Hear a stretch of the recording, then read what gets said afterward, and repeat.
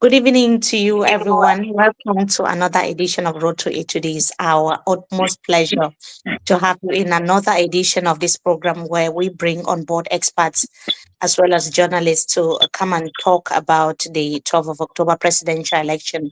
The latest news we are having in Cameroon now is that Issa Tchiroma Bakary has released official results of the presidential elections in the Vina, that's a locality in Adamawa region of Cameroon, and also in Vuri. We'll be coming back to the details of that just very shortly. But it's been 1 week since Cameroonians went to the polls in what has been described as one of the most decisive elections in the country's history. So the National Vote Counting Commission was supposed to have concluded its work, but for some reason, they appear to have published their findings in the center region. They appear not to have published, let me be very precise. They appear not to have published their findings for the center region, which is one of the biggest in terms of number of voters. There are questions as to what is preventing the elections governing body and the Constitutional Council from getting results from this particular locality, whereas they have from other regions, including the diaspora already. These are areas that are far away from the center region where the vote counting process is taking place. But why is the process in the center region, the results in the center region still not available? So when they will make their publication, attention will shift to the Constitutional Council, which will now hear petitions before officially proclaiming the winner. But while the nation awaits Issa Tchiroma Bakary, president of the Cameroon National Salvation Front, the FSNC, has already declared victory, claiming to have won in 18 divisions, representing nearly 80% of the total electorate. He's now restricted all communication within his party and authorizing only his campaign director, who is Dr. Chris Mannings, to speak publicly on his behalf. Meanwhile, ordinary Cameroonians are so far very anxious. They are also hopeful. Others are fearful. Others are skeptical as they await what could be a very, very defining moment in the country's political history. Remember that since independence in 1960, Cameroon has had only 2 presidents. So for many, this election represents a once in a generation opportunity for change in the country.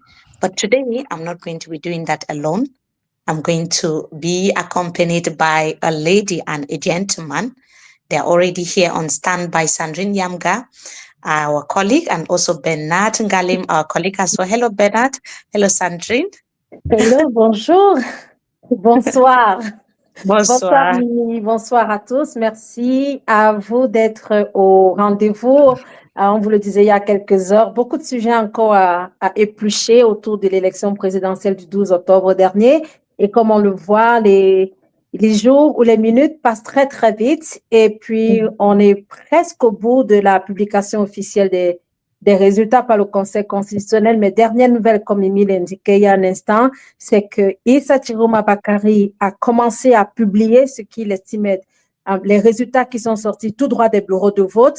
Et il a dit dans une autre communication, bien avant la publication, c'est qu'il publierait tous les endroits autour des villes où il y a le plus grand fort d'électorat, alors qu'il le donnerait normalement vainqueur à la dernière élection présidentielle. Alors, on va en discuter de tout ceci au cours de ce programme. Merci encore. Merci d'être là. Thank you, Sandrine. Bernard, Issa Tchiroma Bakary is acting before the Constitutional Council and Elecam. Hello. Thank you, Mimi. Good evening. Good evening, Sandrine. Good evening, good afternoon, ladies and gentlemen, dear viewers. It's a pleasure to be back here with you. The tensions are high and the expectations are high. Everyone wants to see where change is going to come from. And Tchiroma is being Tchiroma. He said, si vous ne connaissez pas Tchiroma, je suis Tchiroma. And he's taking the very steps that we have not seen in the past, verifying results and giving us what we need to see. And these are the results directly from the polling station. And this makes sense because when I hosted Michelle Ndoke before the elections, when she and Kingsley were talking to my audience about the diesel platform, I questioned them. Nobody's going to trust Elecam and the the results you say you are going to get from your platform are definitely not going to be admissible before the Constitutional Council. So what do you want to do with those results? And they told me it is better we have these results and give it to the court of public opinion, that is the public, to see for themselves the difference between what came out of the polling stations and what Elecam is declaring, thereby making it evident that the results from Elecam may not be valid, may not be true, may not be the actual results that came out of the polling stations. And Tchiroma is already doing that. And I'm also very happy that we're going to have Metro Sim today, who was talking on Canal 2 today. He didn't get the opportunity to clear his thoughts about the results that were reported in by Elecam to by the Divisional Counting Commission to the National Counting Commission, and the necessity to understand that the results from the polling stations, that is the PVs, are not of any significance before the National Vote Counting Commission. So I think just going to give us some more information about that, and we're going to understand the legality and the legitimacy of the results that we have at this point. Thank you so much, Mimi. Yes, thanks again. And today we'll be looking at what it means after Issa Tchiroma Bakary started releasing results in some areas, like we've seen in Adamawa region and also in Vori in the littoral region of Cameroon. What are the implications and what are Cameroonians going to be saying about that? Some experts will be joining us tonight to talk about it. And we also have Sandrine, a lot of questions that we'll be asking tonight as well, the aspect of diplomatic pressure that everyone seems to be talking about, and citizen action to ensure that transparency is guaranteed in the 12th of October presidential election. Sandrine, we have more questions that we'll also be looking at tonight.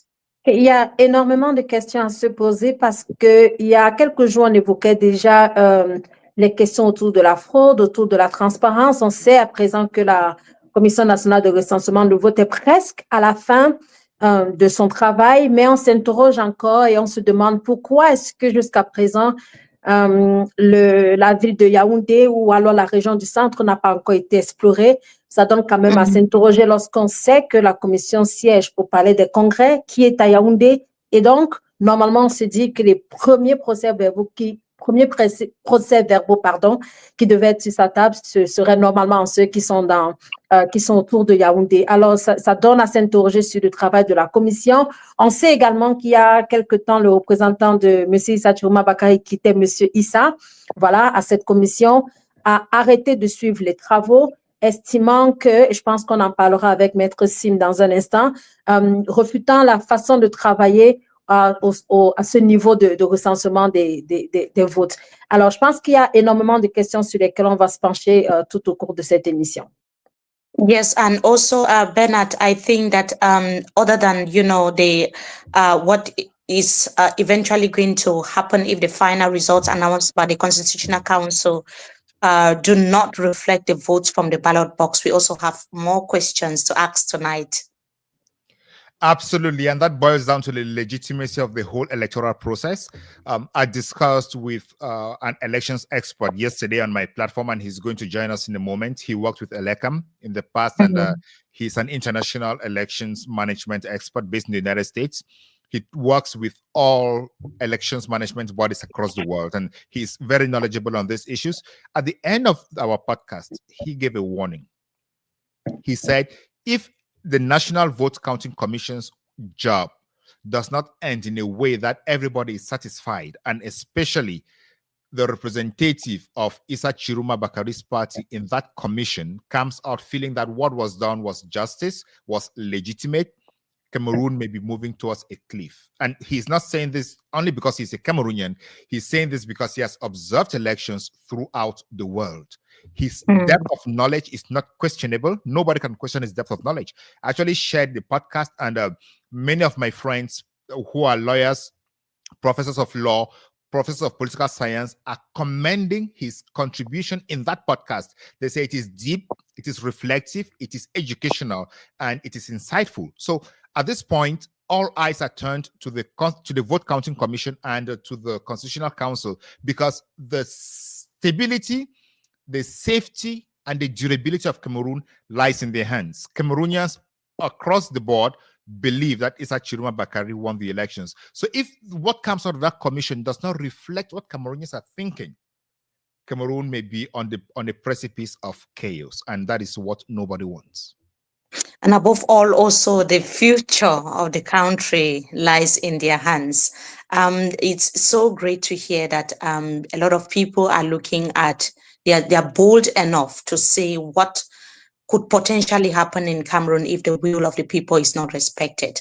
And we've seen a lot of legal minds, legal experts, political scientists, analysts, and even activist politicians themselves have been speaking up about the same thing. It means that it's actually a big problem if that is not looked into by those who are supposed to be releasing the results, like the National Vote Counting Commission and the Constitutional Council. But just to tell our viewers that this program is being streamed on the platform of Beyond Africa podcast, and also Mimi Mefo Info and the Cameroon News Agency platform on YouTube. We are also streaming live on the Twitter account of Rebecca Enonchong. Wherever you're watching us from, please subscribe. Continue to subscribe to our different social media platforms so that as soon as we are live on here, you'll be able to get a notification. And please keep commenting, keep sharing as well. Share this particular live stream with all those in your neighborhood, in your localities, wherever you are watching from. Please share so that we can have more and more people to join this important conversation tonight. And Mimi, before you go, just to say, we love the comments. Keep the comments coming, because the comments make us think. The comments give us more context, and the comments give us some information that we don't have. All the questions, we love them. All the doubts, we love them. And we help clarify where we can. Where we cannot, we will not touch them. Some of our questions are actually out of your comments. So keep the comments coming. Thank you. Thank you so much for that precision, Bernard. So we are going to receive our first guest for tonight, because we are expecting to receive, like we said, Barrister Emmanuel Sim. We are also expecting to receive other analysts as well, experts in elections, speaking out activists, as well as Rebecca Enonchong will be coming here. We'll also be having Paul Mbafo of UNDP, as well as Fabrice Lena. But for now, we are having an official of the Social Democratic Front Party, Mr. Ndifo Richard, who is already on standby and waiting to respond to our questions. Hello, Mr. Richard, welcome. Good evening. Hello, welcome, Mimi. Thank you so much, Mimi, and thanks for having me on the show. It's always a pleasure to be on your show, and thanks for having me. I also want to say a very good evening, or is it morning, to Sandrine and to the rest of the host. Yeah, the pleasure is ours as well. Sandrine, you want to go first with Mr. Richard and Ndifo? Okay. Maybe. Hello, Richard. Bonjour, bonsoir. Bonsoir. Okay, which one do you prefer, having the question in English or in French? I'll prefer in English. Okay. But is it okay if I ask in French and then you can reply in English sometimes? Yes, perfect. So, okay, I will go softly. Like, first question will be in English. So what do you think as a citizen of Cameroon? That's the first question for you. About what is happening now, about the presidential election. What are your thoughts? Well, Sandrine, I think like any other Cameroonian, I'm in a state of panic. I am uncertainty and fear. Personally, I feel like it's not going to be very easy for the regime to easily give up. We all know who has won this election. But we think that it's going to be pretty difficult for the regime to give up easily. They will always want to cling on to it, and my fear is that it might lead to instability. Just like I think Bernard rightly said, there is a lot of tension, especially here in Boya, where I am. There is what I would call uneasy calm everywhere, and so that is the situation right now in Cameroon. But why are you panicking? You are a member of the Social Democratic Front. That means you follow the election, not like a regular, I would say like a regular citizen. That means you know what happened. You were in the polling station. Why are you panicking? Well, like I explained, I am panicking because I do not trust the regime to easily give up. I do not trust them to, if they actually lost the election, for them to easily give up power. You know, for a group of people who have almost made Cameroon their personal property, who have almost made Cameroon look synonymous to them owning the territory, it's going to be very, very difficult for them to give up. We've already seen some of the statements of the Minister of Territorial Administration, Mr. Tanganji.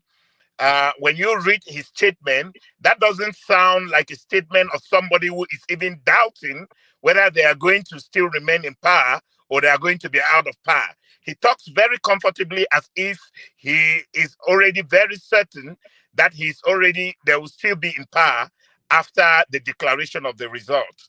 And when you start get that kind of feeling, that kind of statement, it gives you the feeling that they are not willing to give up, even if they happen to lose the election. And then what are you thinking about what is going on actually? Like Mr. Tchiroma started like publishing some results. So what do you think about those? Well, Sandrine, to be honest with you, I cannot in good conscience vet those results with any degree of certainty. Just like I cannot vet what the Counting Commission is doing, because I have not had access to the PVs, to the process verbals that they used to come out with those results. Perhaps if Mr. Tchiroma, like the others, if they are presenting the results with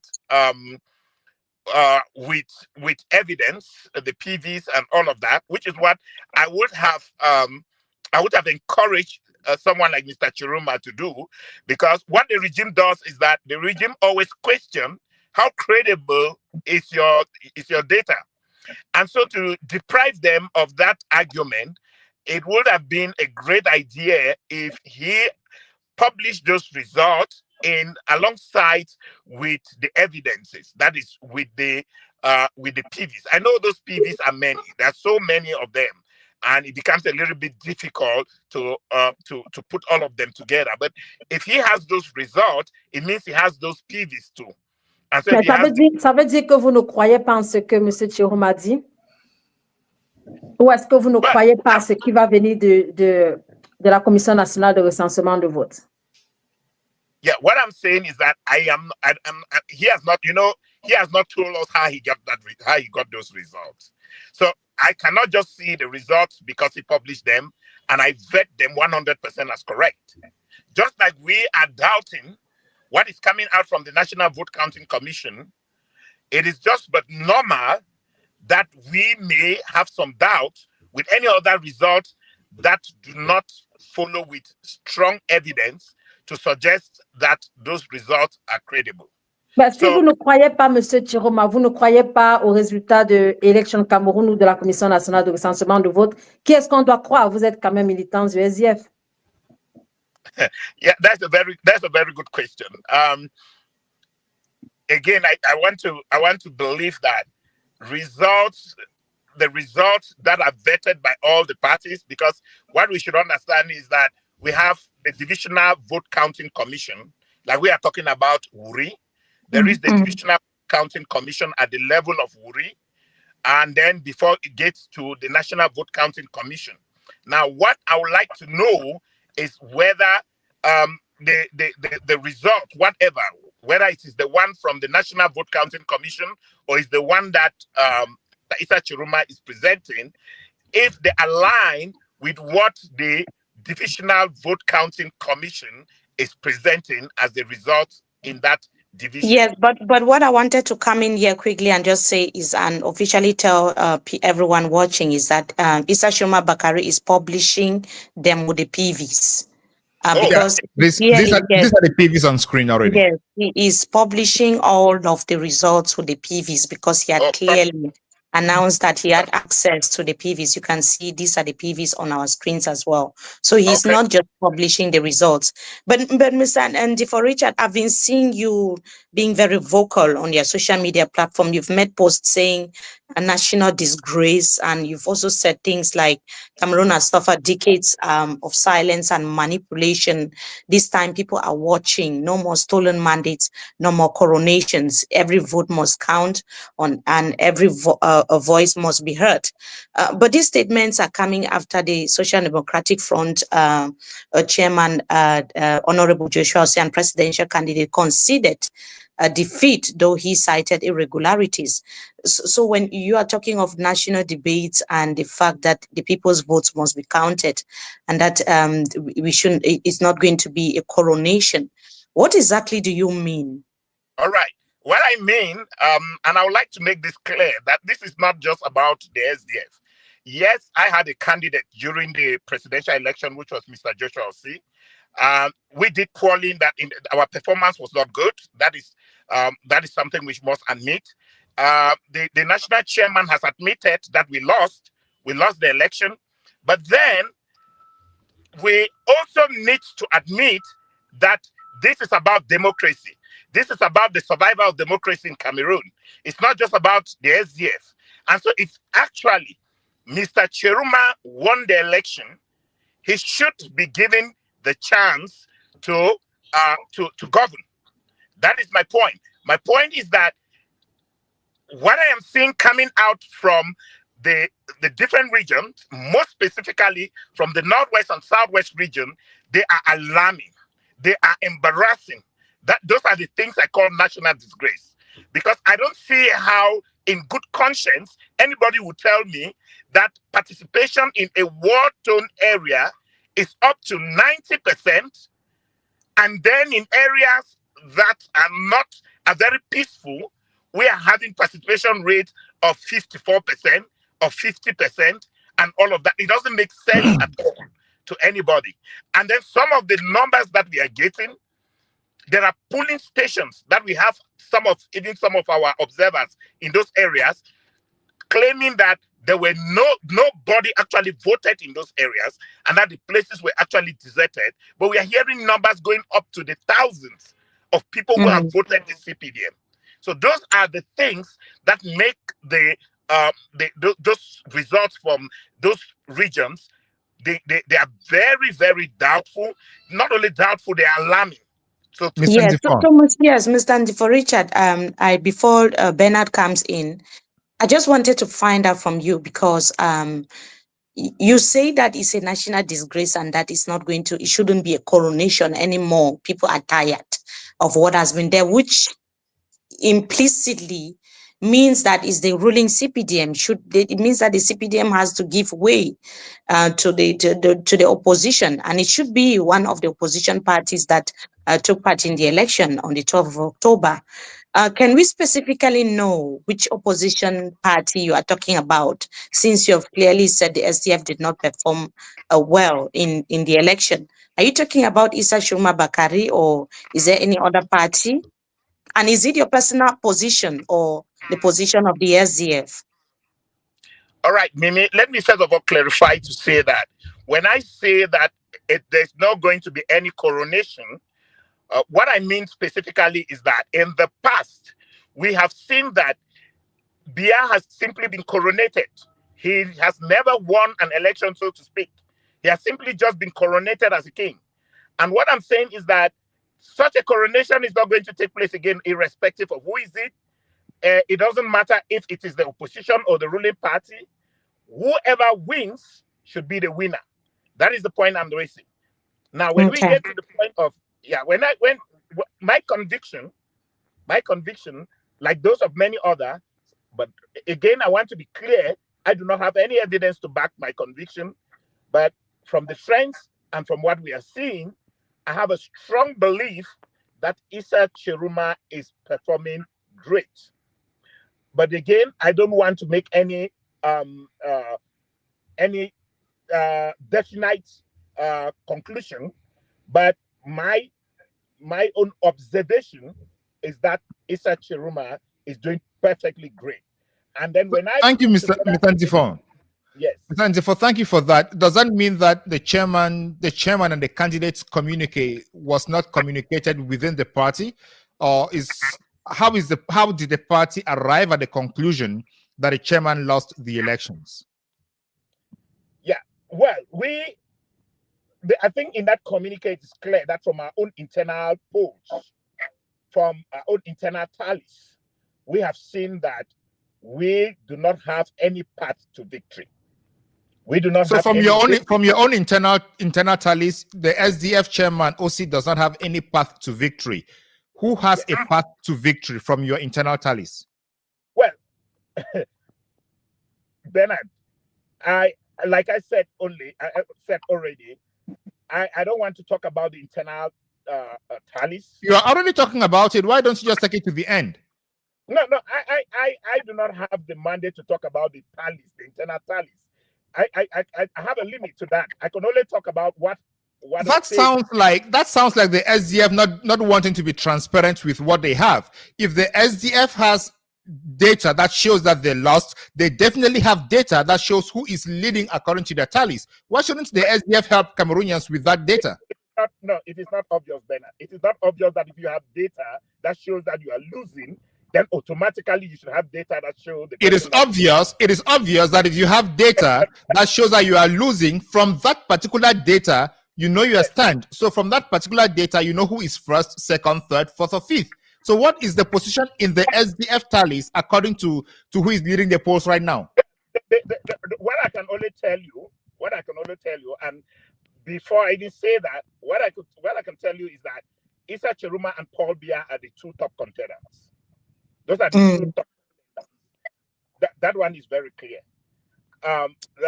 But to tell you that this or that person is leading, I am not privy. I'm not privy to that information. Okay, thank you. Okay. Thank you. Let's go to another question that I have. Yes. So I just wanted to follow up on that, Bernard, because it's quite interesting.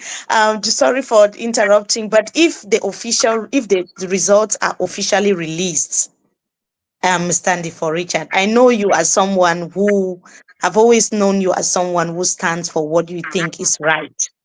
If the official results come out and the CPDM is winning, the CPDM candidate who is President Paul Biya is winning, what will you do?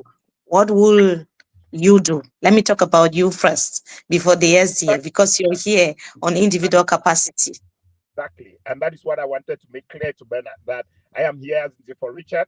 I am not here representing the SDF, so to speak. And the reason I'm not representing the SDF is because I am not privy to those data you are talking about. I am not working at the call center in Yaoundé where those tallies are being populated. So I cannot give you any concrete evidence or any concrete facts about that. Now, coming to my personal opinion, I already said very clearly that my personal observation is that Tchiroma is leading. That's my personal observation.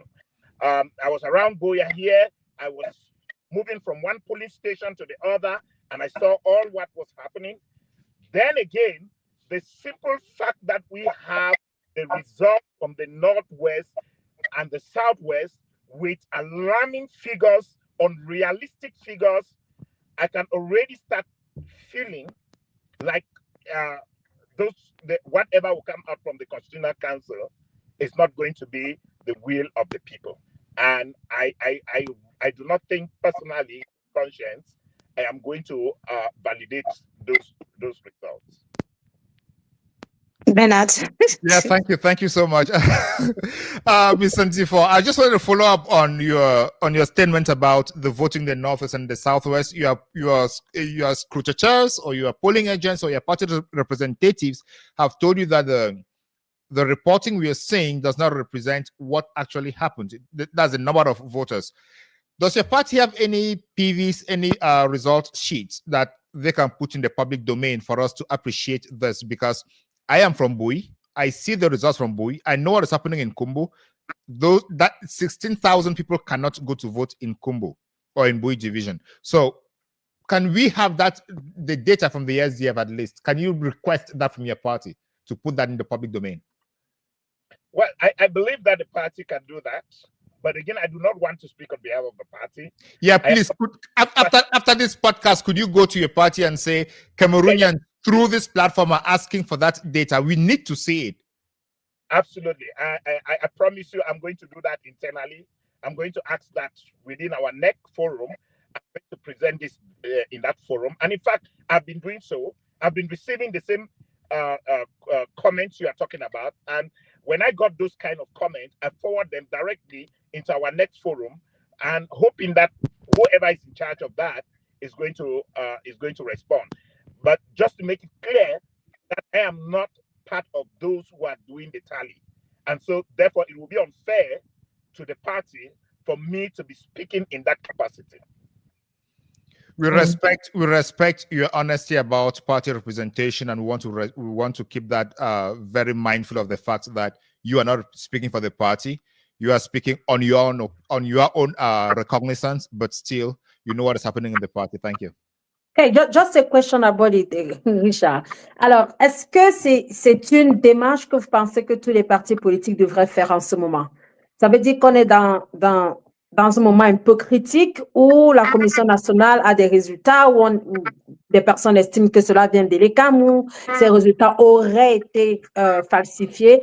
Est-ce que c'est une démarche que vous pourrez recommander à tous les partis politiques, en plus de M. Issa Tchiroma Bakary, tous les candidats qui étaient à la dernière élection, de peut-être présenter tous les procès-verbaux? Est-ce que c'est une démarche qui, pour vous, semble être juste et honnête pour tout le monde? Yes, I believe if I got you clearly, I don't know if I got your question clearly.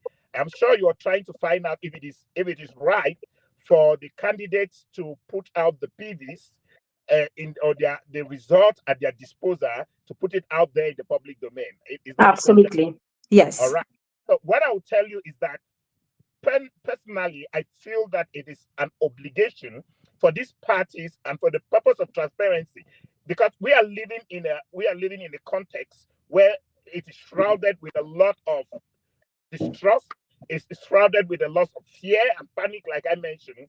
It would be just normal for these political parties to put out the PVs and those results out there in the public domain. Nothing in the law, don't mind what Atanganji said, nothing in the electoral code forbids people from putting out those results.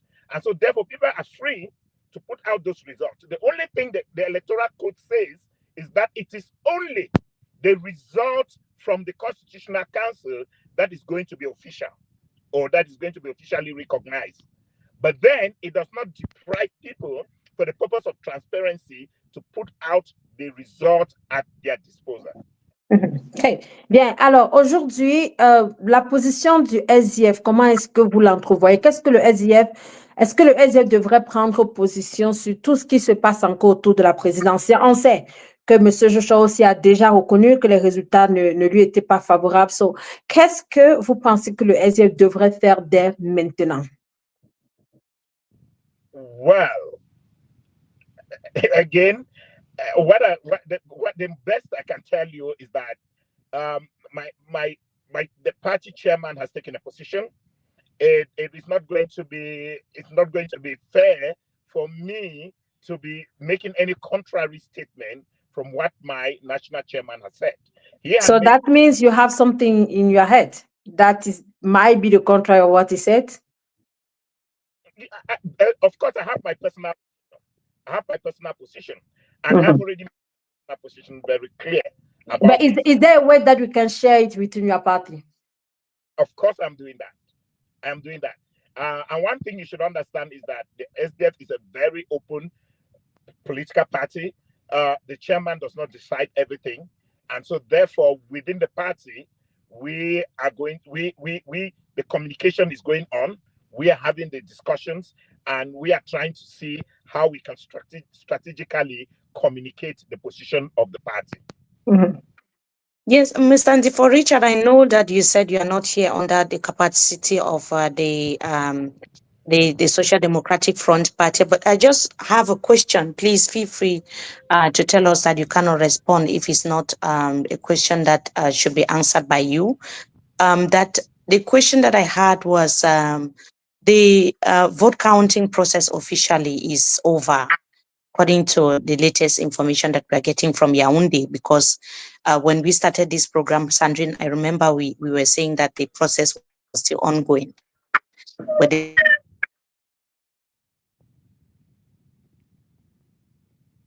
declarations of the Social Democratic Front Party chair saying that the will of the people should be respected. He was talking about irregularities and that, making a lot of promises as a leader, that the leader that he is. And some Cameroonians who read what Honorable Joshua Osei said were kind of hopeful.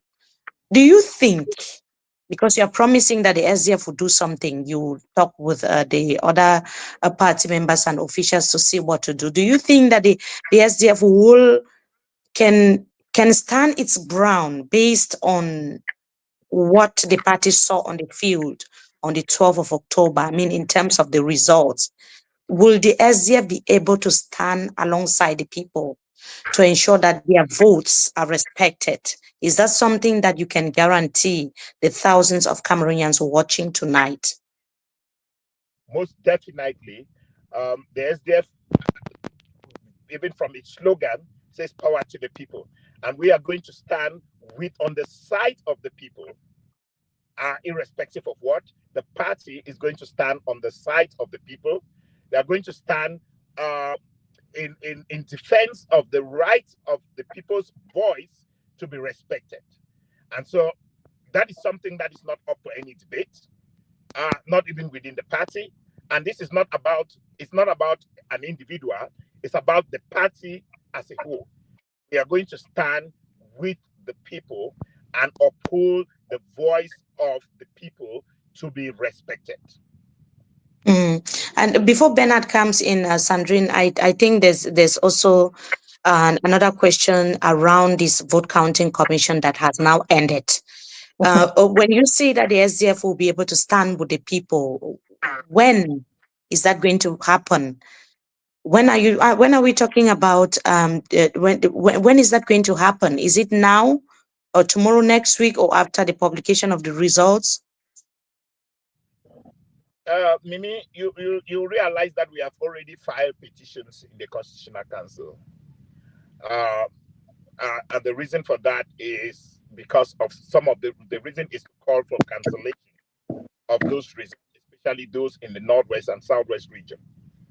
And I saw a lot of people trying to twist this to make it look like the SDF is trying to undermine Issa Tchiroma's victory. That's what I saw some bloggers trying to put. But that is false. That's not true. What the party is rather doing is that the party is calling for the cancellation of something. We cannot say that results, like Bernard quoted the situation of we cannot have those kind of results. And then we say that calling for those kind of results to be cancelled means that we are undermining the victory of Issa Tchiroma. It doesn't make sense to me at all. It doesn't make sense. That is where we stand. By saying that those alarming figures, those figures that are unbelievable, should be cancelled, it means that we are standing on the side of the people. We have already started doing that by filing this complaint at the Constitutional Council, calling for the cancellation of those very ridiculous figures that are coming from the Northwest and Southwest region. And if at the end of the day, the results published by the Constitutional Council do not reflect what we have in our data, then we'll definitely oppose it, we'll definitely stand against it, we'll speak out against it, and probably, hopefully, that's what I'm hoping, the party is going to present the results, publish the results that we have in our publication. Thank you so much, Richard. In fact, calling for the cancellation of the results in the Northwest and the Southwest regions would definitely play to Issa Tchiroma Bakary's advantage if those results are if the elections in those two regions are annulled, because since all the results played into Paul Biya's favor, that is going to take votes away from Paul Biya, and that would mean Issa Tchiroma Bakary would maintain his lead. So we're not here to be aggressive on the SDF. We're just here to make sure that the population understands where we stand. And to the viewers, please, we have these guests because we respect them and we know that their contribution is valuable. You can disagree with the guests, but please, no insults. Thank you. Richard, at this point, we are facing a situation where everyone understands that maybe the Constitutional Council is not going to declare results that reflect what came out of the ballot box. Your candidate has already realized that, or the SDF has realized that your candidate lost the elections. And the leading candidate has said that if the Constitutional Council does not proclaim results that align with those of the ballot box, he's going to stand up against those results. So far, your candidate has not said who won, but if push comes to shove, is the SDF discussing anything about joining Mr. Tchiroma to ensure that the Constitutional Council reach the right results, or that if they reach the wrong results, the rightful winner is installed as the president of the republic? Yeah, Bernard, that is what I've been trying to explain here, that our goal is to ensure that the rightful winner is declared as the winner, and that the rightful winner is installed as the president of the republic. We stand with the results, the voice of the people. Whatever the people have decided should be respected by the National Vote Counting Commission and should be respected by the Constitutional Council. And if the Constitutional Council does not respect those results, and the FSNC and Issa Tchiroma Bakary are taking all the necessary measures that they believe they have at their disposal to ensure that the Constitutional Council, or that the Issa Tchiroma Bakary is installed as the next president of Cameroon, is the SDF willing to cooperate at this point? Because before the elections, the SDF said they are not going into any coalition. Can they join a coalition at this point to ensure that the opposition leader is the next president of Cameroon? Bernard, let me inform you that the SDF already had a coalition even on the field or during the election. Let's look into the future. Let's look into the future, yeah. Yes, we monitored the elections with all the other candidates. So we already started collaborating with the other opposition parties.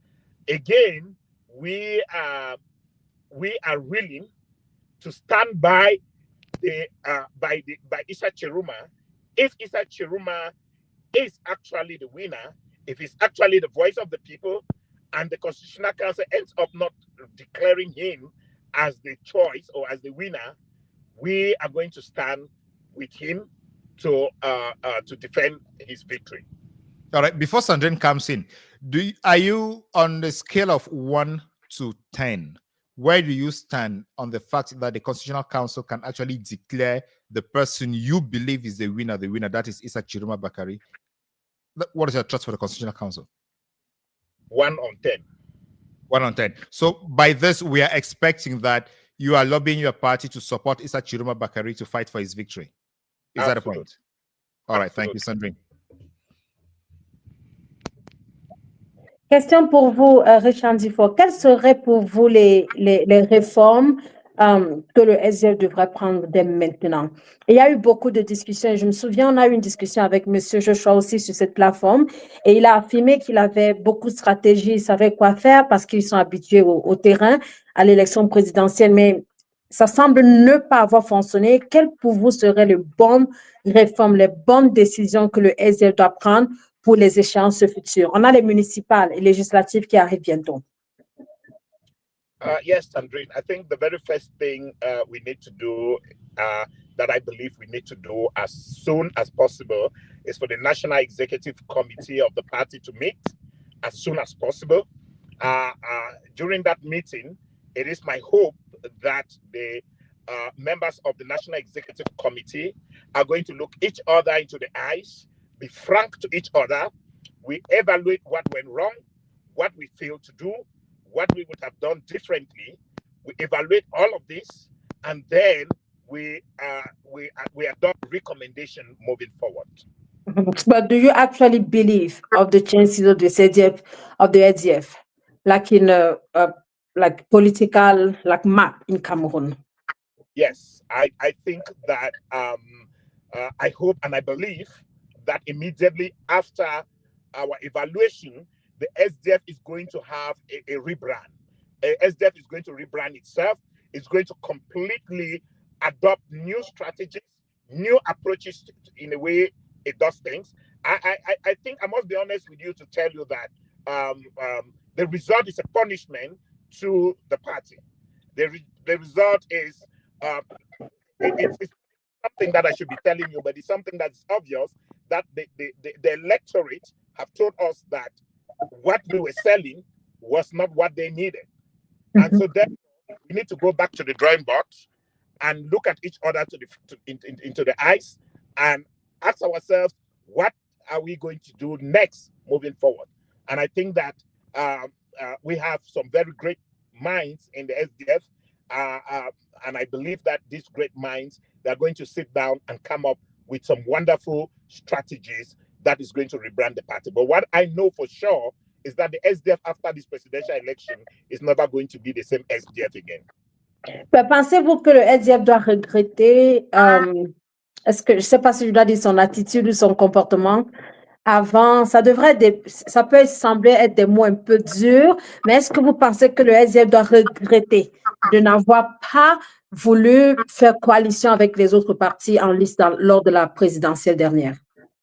Yeah, that's a difficult question when you say the SDF. The SDF is not one person, you know. The SDF is not me. It's not the national chairman. It's a whole lot of people. Maybe. But in your point of view, do you think that it was something that you should have been looking for, like thinking about? Yeah, personally, I believe very strongly that it was a mistake.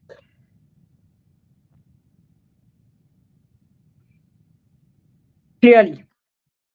Yes, I believe it was a mistake that we did not listen to the voice of the people.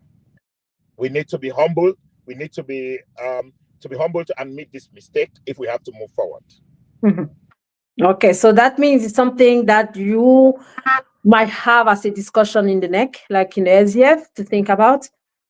Of course, that is going to come up very powerfully because, of course, every political party exists because of its constituents, because of its base, and whatever the base tells you, you must sit back and say, "Oh, perhaps they punished me because I did not listen to them." And in this election, everybody can see that it's not about what is telling NEC or whoever. It is about what we have seen. Perhaps we were thinking that was not the reflection of the voters. That was not what the voters wanted. We thought that sometimes you have social media booths that does not really reflect the will of the people. And so we thought that we should allow the people, the voters, to make a choice among the different candidates. And the voters clearly indicated in the polls that the choice we made was not the best choice for them. Yeah, so before Mimi comes, une dernière question pour vous. Est-ce que vous pensez que le SDF doit changer de stratégie pour les prochaines élections qui arrivent? Et quelles seraient pour vous les bonnes stratégies à utiliser pour être sûr de regagner la confiance auprès du peuple, auprès des Camerounais? Parce que vous l'avez bien dit au départ, il y a eu, en fonction de vos votes, des comptages que vous avez faits, le SDF n'était pas en très bonne position.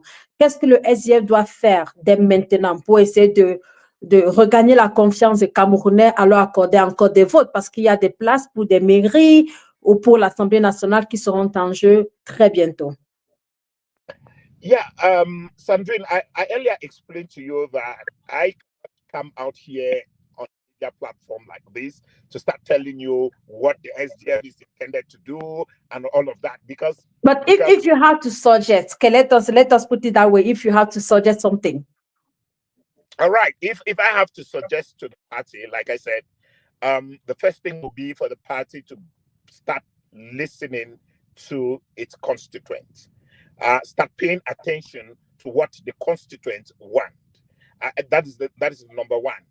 I think that is the first that we need to into them, listen to their priorities, what is priority to them.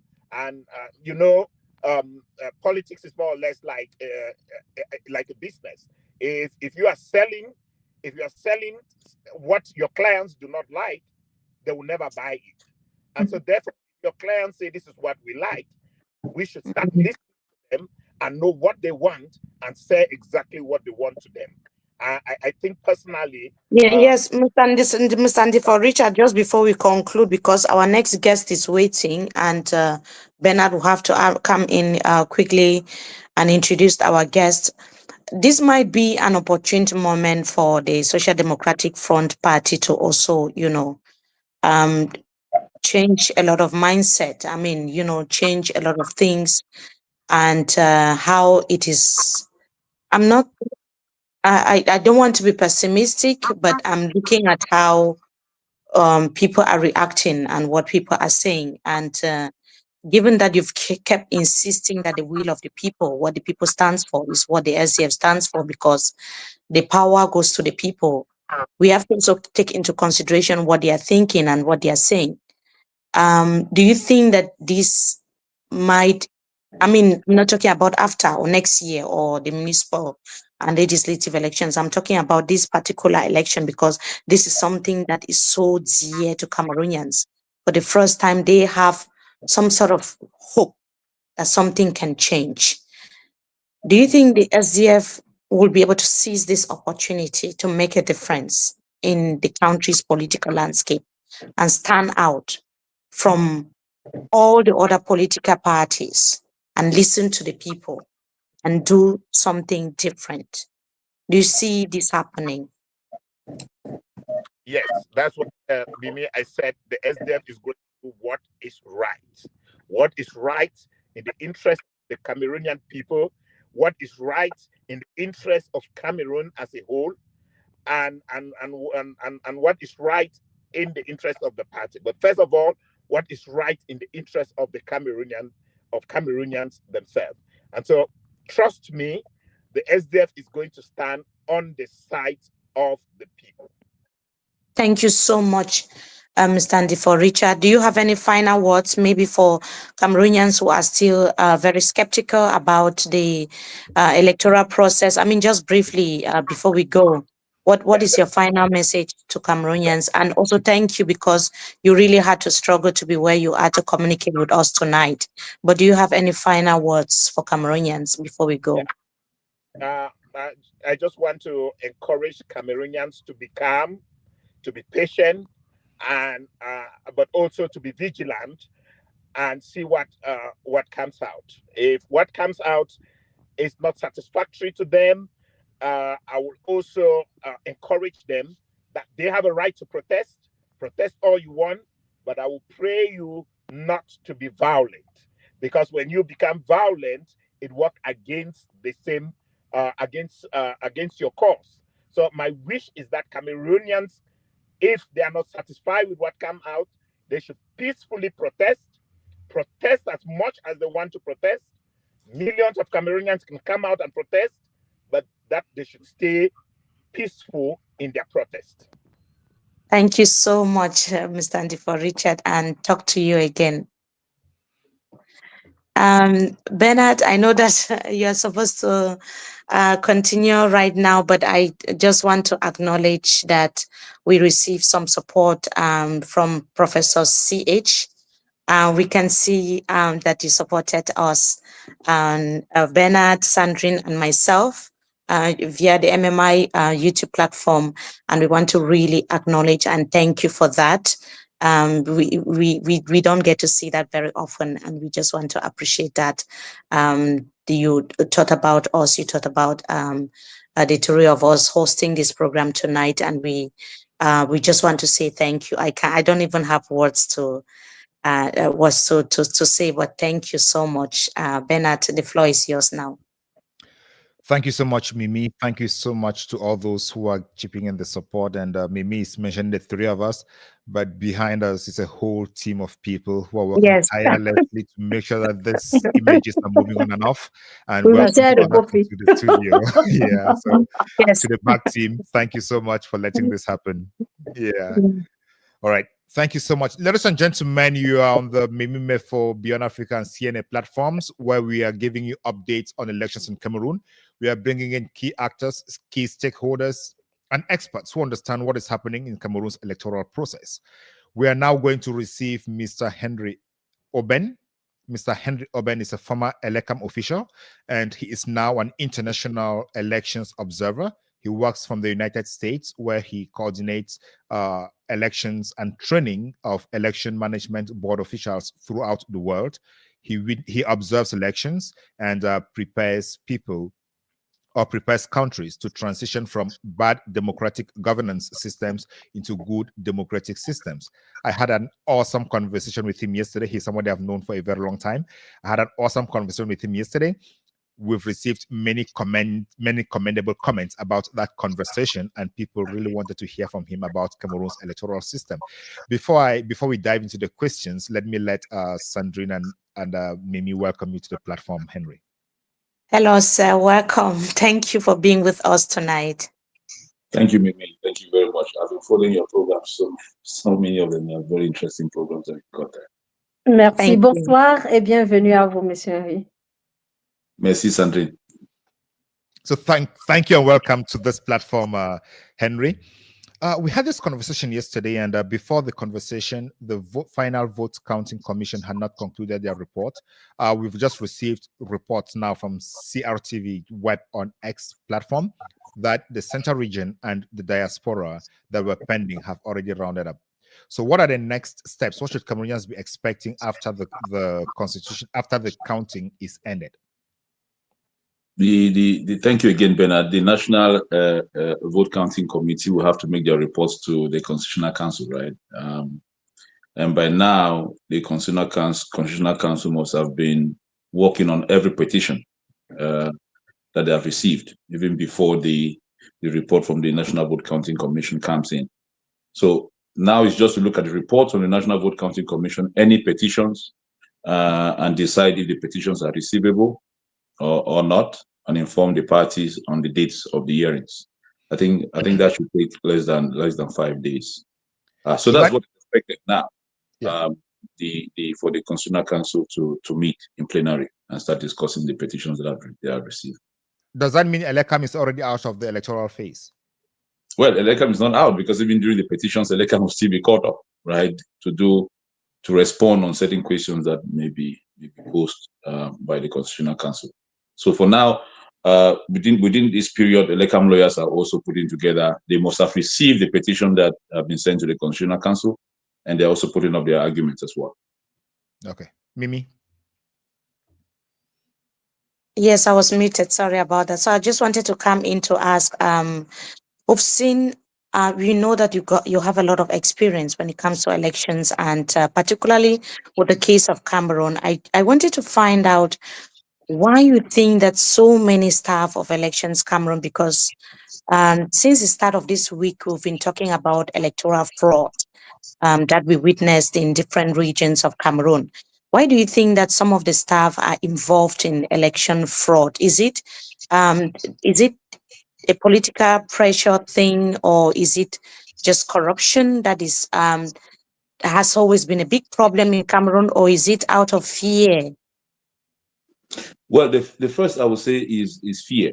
And again, most of the ELECAM workers that I know are incredible people. They do a lot of good work.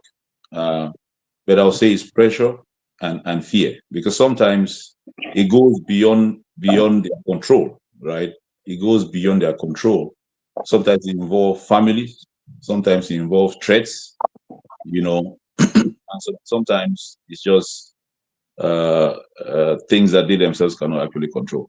But I think the most important is the pressure that they receive, especially from those in government. Mm-hmm.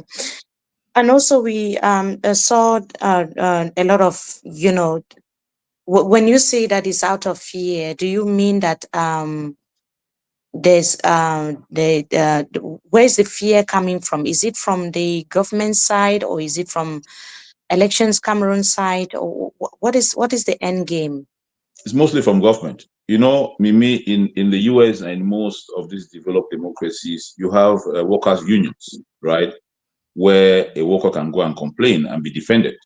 But in our own in Cameroon, you know, if you refuse what probably a minister, a director general, or somebody who has influence is asking you to do something, you can refuse, but to an extent, right? Because they are not protected. They themselves, the staff themselves, they're not protected. So sometimes, when the pressure comes, threats come, sometimes they succumb to that. But for what I know is most of the LECAM workers are retired people. So some of them actually, you know, hold on to the protest, to pressure. They struggle to hold on because they don't have anything to lose. But when they start going, they start threatening you about your children who are in government, your cousin, your brother who is a principal, the other one who works with the taxation, then it becomes a little bit very tricky. So, you know, added to the fact that, you know, they don't have any job protection, like a trade union that can defend them when they're removed from their jobs. So if you have to go and report in the labor department is still the government. So when you put all of those together, you see where some of these threats actually go through. And when the results will be released, we might be hearing something along the lines of, can you hear me? Yes, I can hear you. Yes. So we might hear statements along the lines of, yes, there were irregularities, but they were not enough to mar the general conduct of the election, and then they will officially declare who is the winner. But based on your experience, Mr. Henry, how would you assess the credibility of the election that took place in Cameroon on the 12th of October?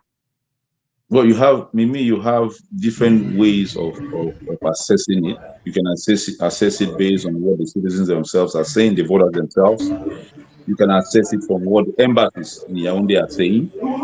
Right? You can assess it from what the international observers are saying, what the domestic observers are saying, and putting all those together, that determines the credibility of the electoral process itself. But from what we've seen on social media, I think this is a little bit alarming. Alarming in the sense that maybe it's because of social media. Are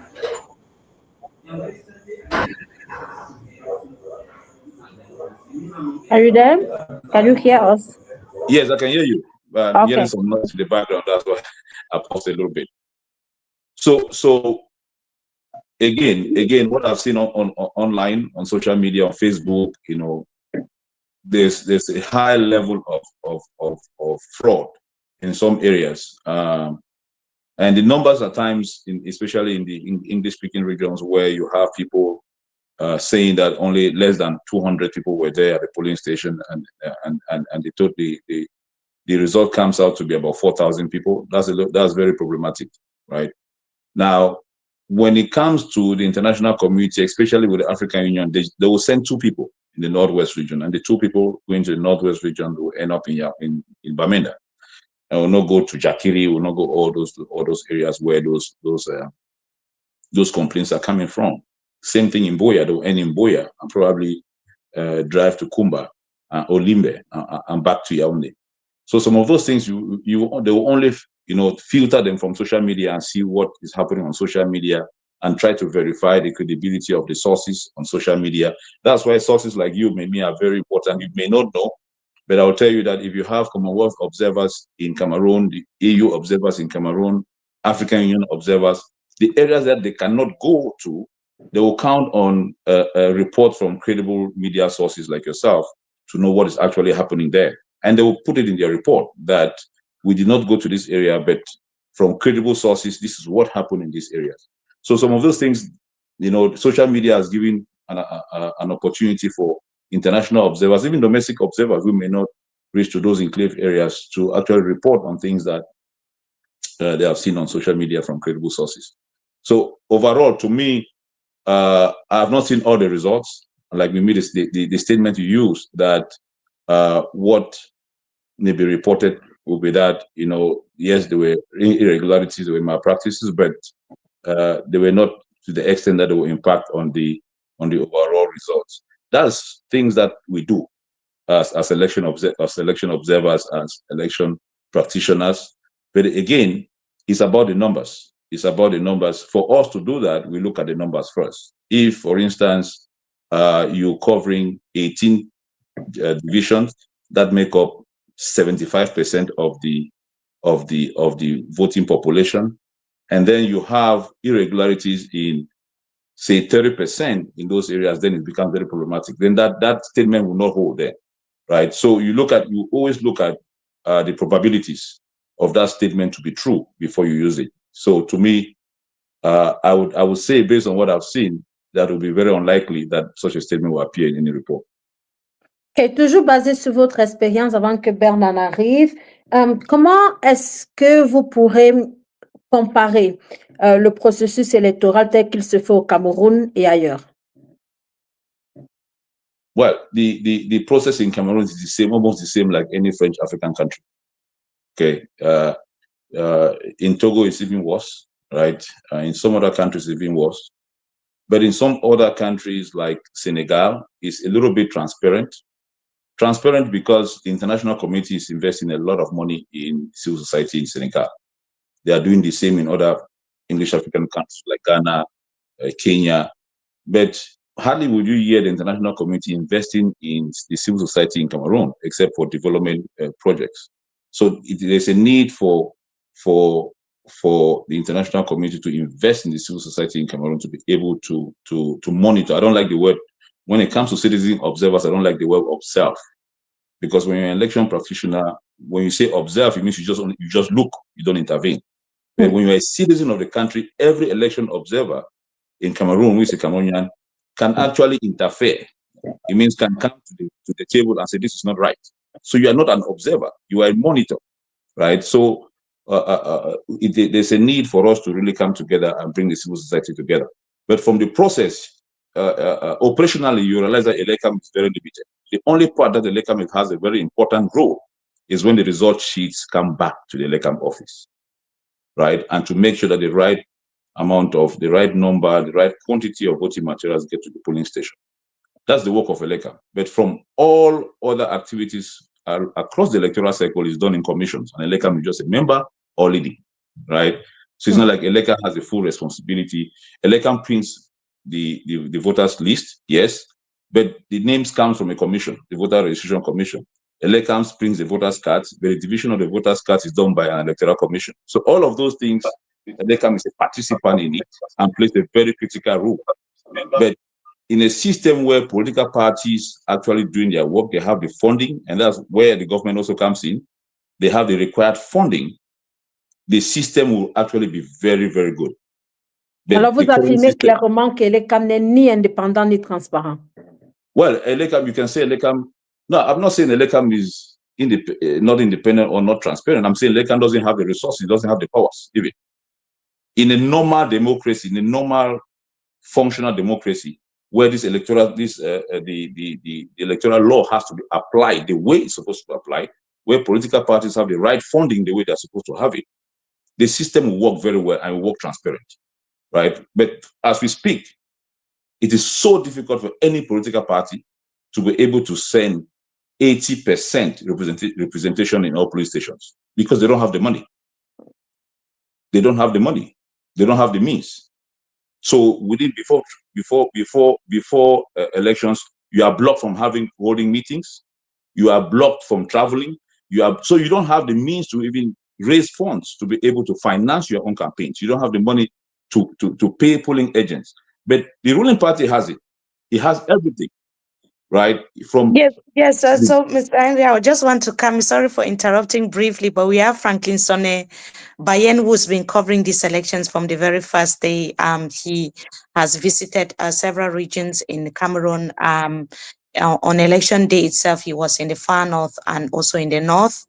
He has been to Yaoundé, where the vote counting commission has been meeting. Hello, Mr. Franklin. Thank you so much for joining us tonight.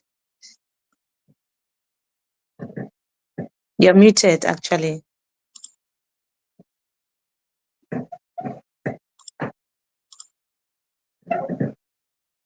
You are muted. Yes, you are unmuted now. Yes. Yeah, so I was saying it's always a pleasure. I wish I had the time to be here all the time. I have a lot of respect for your show. So I love to be here. We love to have you as well. But I just wanted you to respond because we could hear Mr. Henry saying that elections, Cameroon is not having enough resources sometimes, which could downplay the organ's credibility and so on. I was just wondering whether you could come in to tell us if elections is not having the needed budget, who does? Because this is an institution that is funded by the government itself. Well, I do not think it is, when we're talking about elections, are we talking about elecam? I haven't heard that there is any concern about the resources at the disposition of elecam. It is perhaps the candidates or the political parties that are underfunded. If you can imagine that a candidate pays 30 million to qualify as a candidate and receives 30 million, and by this 30 million we have 15 million to run the campaigns. I don't know what the rest of the 15 million is meant for.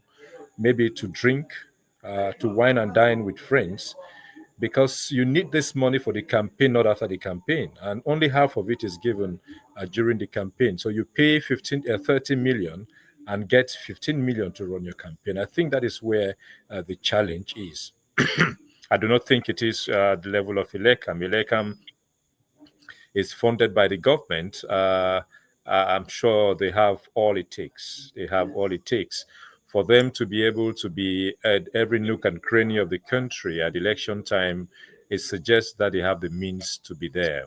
And of course, that I don't think I'm teaching anyone anything.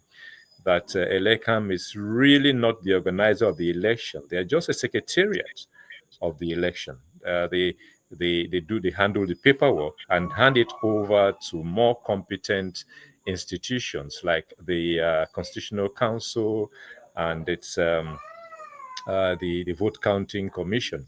Elecam is only excuse me, it's only a secretary. Yeah. Are you okay, Franklin? Sorry, Franklin. Sorry.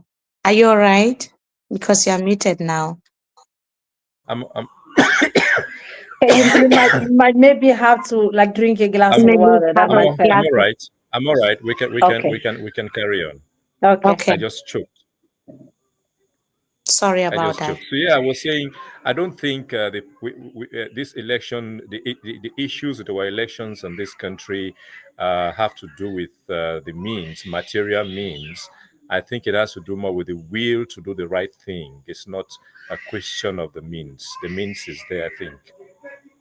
Can you mute me again? Okay. Thank you. Okay. Okay, we are going to mute Mr. Franklin. We have to mute. If our technicians can hear us, okay, we can mute Mr. Okay, let's go back to our guest, Bernard or Sandrine. Maybe we have another question for our guests before we come back to Franklin. Okay, Bernard, do you have any question for Henry before we move on? Or Yes, I do have a question for Henry. okay. Yeah. So you said the most important role that Elecam plays in an election is the 48 hours after the polling, after polling has closed. Can you describe the role Elecam plays at that time, the 48 hours, and the risk that are involved, or how that could present a risk to the what left the polling station?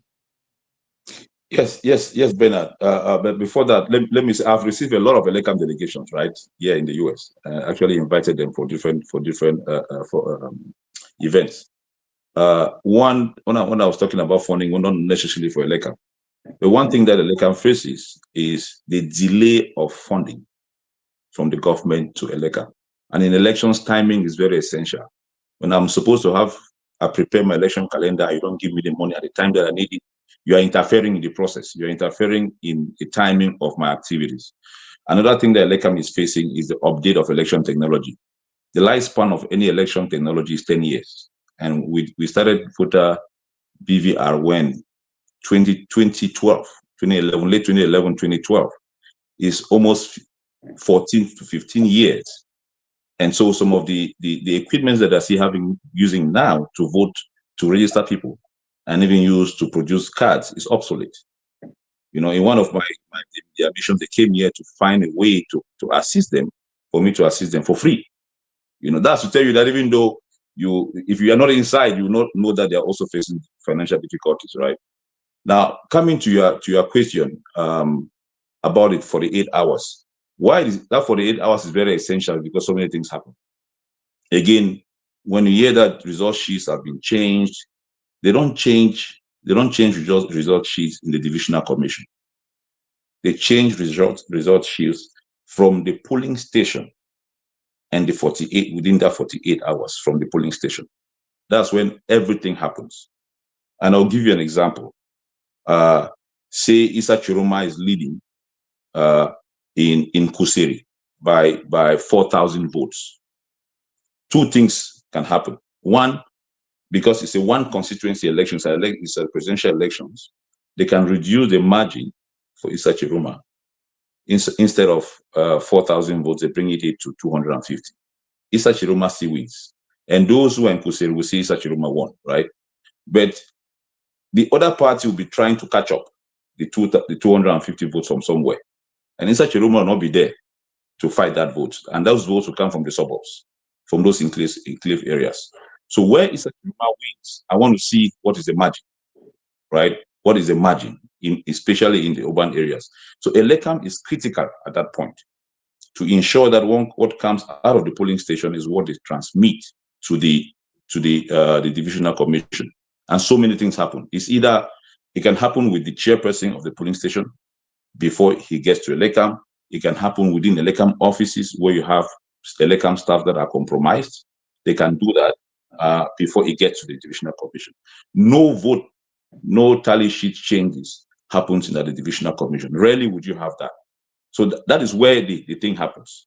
And remember that if you have 120 polling stations, if you have to go, corrupt people, you have 120 places to go.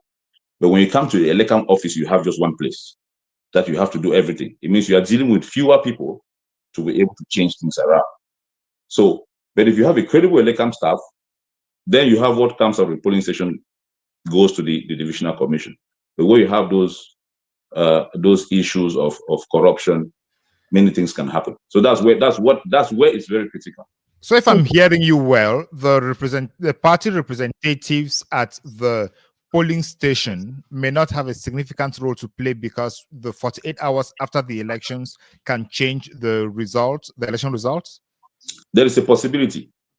There's a possibility. And that possibility occurs when you have a situation where you don't have the party represented. I remember I told you about active and inactive representation. An active, like an Issa Tchiroma representative will be an active representative because there's a likelihood that Issa Tchiroma will win. So he'll be more engaged in that process than an inactive person. So you find that division where there's an active representation, that will rarely happen. But where you have an inactive, a candidate that knows that they will not win, so they're just there to represent, there's no engagement. Those are the areas where those things happen, right? Mm-hmm. Because they may discuss with the guy at the national level, and most of those result sheets will just pass. And that is the incentive. Yes, I wanted to come in quickly, Mr. Henry, to ask. There are three things that I'm noticing from our conversation. We've talked about finance, which is limited. We've talked about equipment, which are not up to date. And we've also talked about fraud, the fact that some ELECAM officials are not to be trusted. You cannot trust them. The question I wanted to ask you is is ELECAM fit to organize a free and fair election in Cameroon? Should we trust the results that that will come from the Constitutional Council, because these results will be coming from Elections Cameroon? Do we trust those results? Well, the law says you should trust the results, right? I mean, If from you- an if you- expert like you, if you ask because me, you're a reputable expert in elections, you understand the mechanisms, the elections governing body, how it functions, and so on and so forth. Because we are talking about the credibility of the election. And for the first time in the history of our country, Cameroon, people are looking at that. They are questioning fraud. They are questioning credibility. They are also questioning the ELECAM itself as an institution. Should Cameroonians, from an expert like you, should they trust the result of this year's election, looking at all of the issues that you've enumerated? under normal circumstances, every Cameroonian, every voter should trust the result. Under normal circumstances, we are not there yet. You know, what we've seen is not something that you can stay at your home and say, no, what the results have been transmitted are verifiable, they are okay, they're accurate. Under the circumstances that we are now, I don't think every Cameroonian has some form of doubt, including myself, right?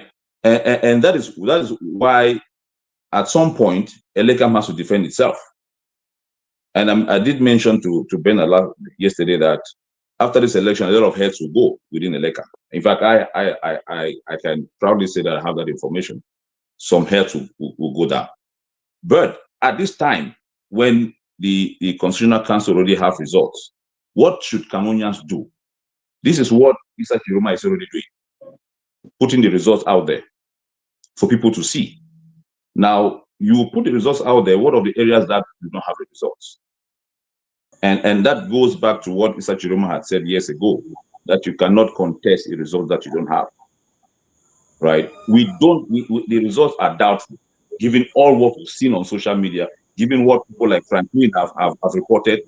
We have a lot of doubt that what will be announced by the Constitutional Council, even if it's announced that Tchiroma has won at the level of the Constitutional Council, it doesn't cancel the fraud that's been reported. It doesn't cancel that. So people should have trust in what, in their votes, that they will be actually be counted. But from what we've seen, I don't think Cameroonians would accept it, except they may be okay if Issa Tchiroma wins. But I don't think nobody, I don't think any reasonable Cameroonian to say that with what has happened, what we've seen on social media, we should trust the results. So Franklin, welcome back. What has been your observation on the field since you've covered the elections in different regions? What have you been seeing so far? First thing I want to say hello to Henry is now I recognize you, Henry. when we talked about the election expert, I was wondering where I know the face. Thank you, Mimi, for putting me on the same platform with my friend. Oh, I wanted to say two things first of all about what Henry said. It's actually Bernard, not me. You were coughing, you couldn't see. Henry said two things. Henry said two things. The first thing he said is, I take particularly the cases of Bafoussam for Mifi, Chang for the Menwa, and Limbe for Fako, when people jubilated that they tried to steal, but finally, out of the people power, Tchiroma has won. They ignored, they overlooked something. What is the number? Now, if you give Tchiroma, let's just take, for example, I know that in Limbe, the official figure that left the divisional commission was 50 point something percent for Tchiroma and 37 point something percent for incumbent Paul Biya. The SDF that we are in, Limbe will not be a problem to the SDF. Alex Ngepi of SDF, who used to be with MRC, says by their sheets they have, the return sheets they have, Tchiroma has in Fako division and Paul Biya 15%. Now you see Tchiroma, by the official figure, Tchiroma lost something like 12 to 17%. and Paul Biya gained something like 20% or 22% in Fako division alone. And people are jubilating that Tchiroma won. It is not a parliamentary election. It's a one constituency election. And those additions are adding up to a candidate who may have big wins elsewhere, be they real or fabricated. That's number one. Number two, the law says, and this is something that Henry said, the law says that in case of a discrepancy, the copy of the result sheets that election has is the authentic one. Now, if you tell me, Henry said it, you can fight the fight at the level of the polling station. You can even fight it anywhere else. At the vote counting commission, one group of people are reading the results. They are people of Eleka. When they read those results, representatives of candidates, this is what I observe. They just do not even contest. They spend their time laughing and cracking jokes. You have discrepancy in figures. You can have the figure of votant. I'm using that word. Some figure, but when they sum up the votes won by each candidate, it doesn't add up. And then the president will say, "Bon, il faut soit on réduit, soit." It's just a joke. And one candidate representative will say, "Non, il faut donner ça à Paul Biya. C'est pas la peine même de chercher no, there's no point trying to fix it. Just give it to Biya, let it add up there." During the recess, I spoke to a number of them, including Tchiroma's representative. Why are you not contesting these things? He said, "Rien ne changera ici. Nothing will come out of here. Whatever we do here, the vote counting commission can only take note of, or can only take observations and forward to the Constitutional Council. It cannot correct the figures. It can do nothing. And by the way, Elekam's figures are authentic." So in other words, they sit there, Elekam gives a figure. If they want to argue, they waste their time arguing because it will go nowhere. There will be an observation that this candidate's representative objected to this and this and this. And on that day, it would be, of course, in the complaints that candidates would submit, and it would be irretrievable. So you see, it's a waste of time. I'm sorry to say that I sat in that room, and sometimes I wanted to speak. But you know that I have no reason to speak there. And you know, of course, I will be in jail now if I dare to speak. Because I saw figures that came from the Franklin, field. Franklin. Yes, that's something that is quite worrying. I just wanted to go back to Mr. Henry before Bernard and Sandrine come in.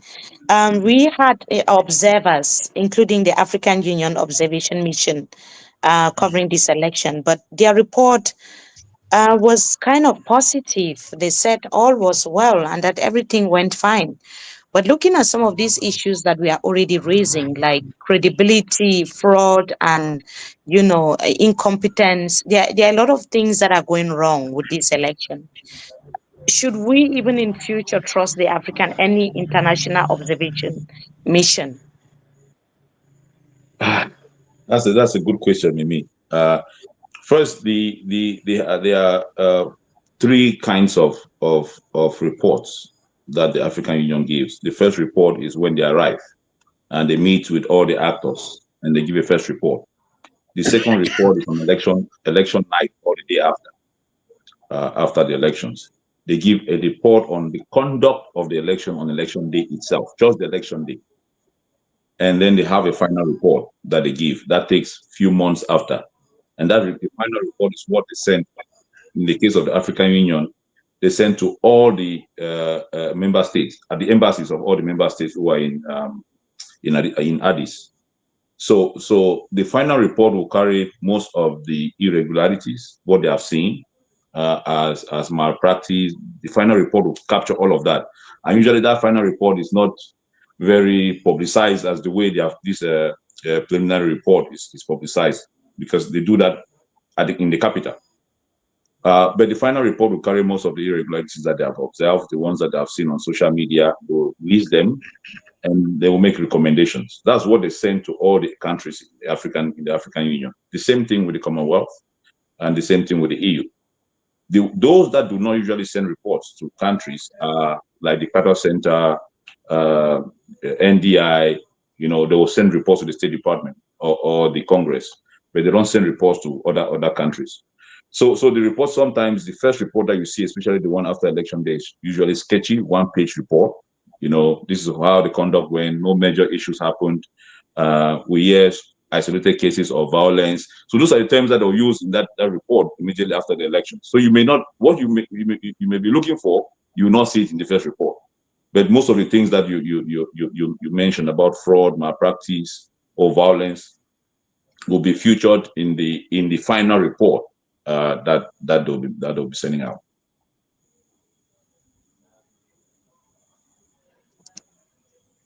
Bernard or Sandrine? Yeah, let me come in.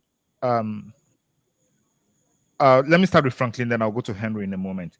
Franklin, from what you've explained, did you speak with Issa Tchiroma Bakary's representative at the Vote Counting Commission for him to detail why he abandoned the commission a few hours into the working session? I missed the first part. What are you asking? What do I think about his representative leaving? Yeah, why did he leave the commission a few hours into the start of the working session?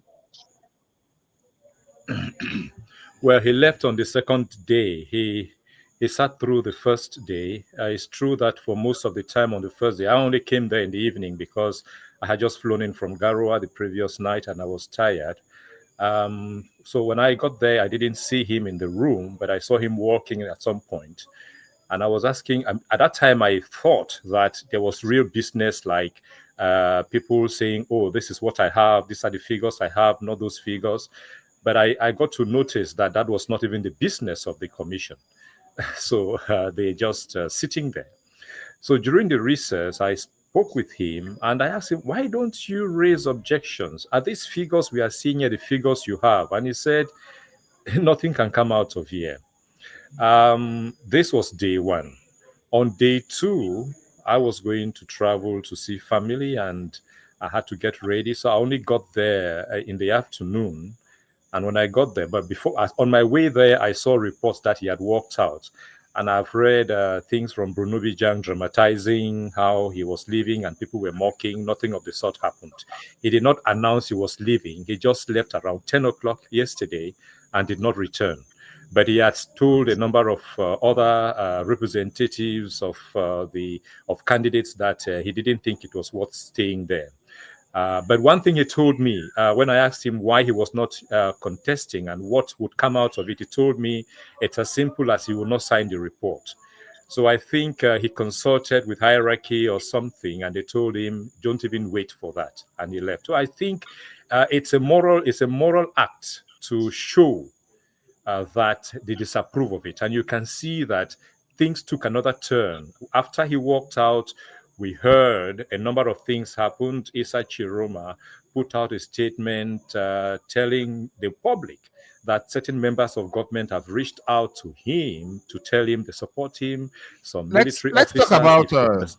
Let's talk about that in a moment. Let's go back to the commission.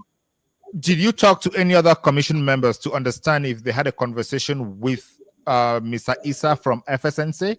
And oh yes, what was their own impression about what was going on there? I spoke with the representative of Cabral Libi, of Akeremuna Univer, and he had about the same feeling that the whole process was a waste of time. And he told me he had had a conversation with Issa Tchiroma's representative, and he was not surprised that he left because he got to understand his mindset about the process.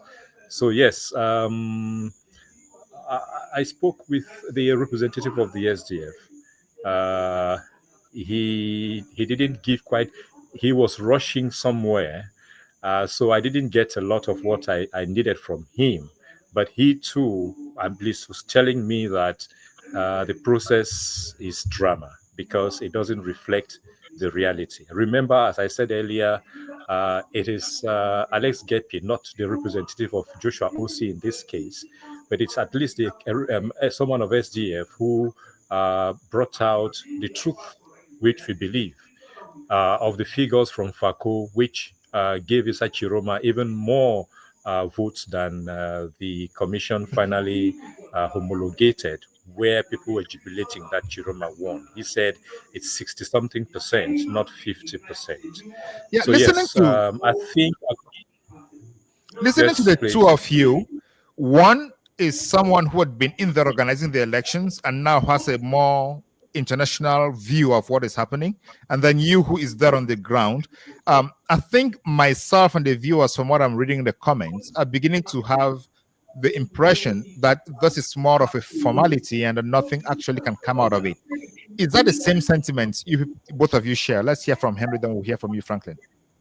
I mean, like I told you, Bernard, everything happens on the ground. Everything happens on the ground. From the polling station, when it's closed and everybody goes home, that 48 hours, anything can happen.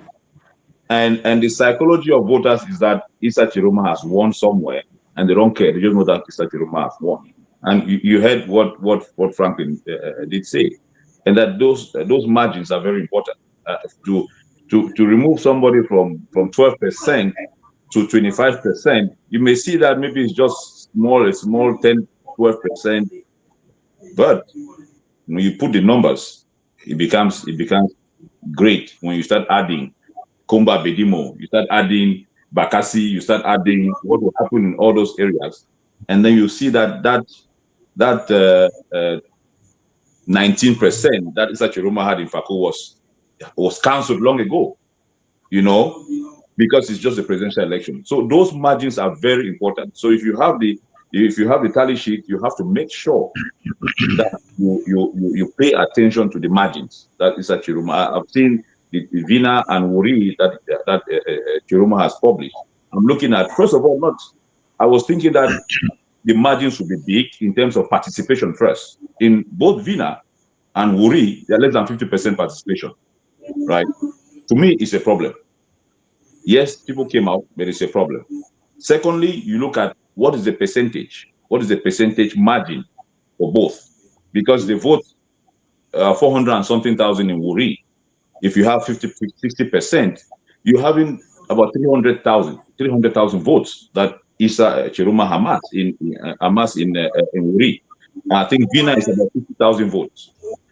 Now, but if you go to some areas like Nkam, right? Nkam, where you may have just 200,000 votes, you see that if Bia picks votes from there, whether legit or illegal, if he picks votes from there, it brings the Tchiroma margin in Wuri and Vina down a little bit.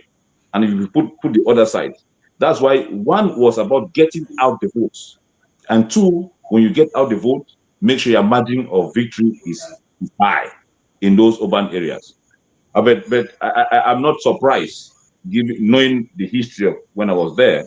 I'm not surprised to see those margins, being trimmed, to the extent that,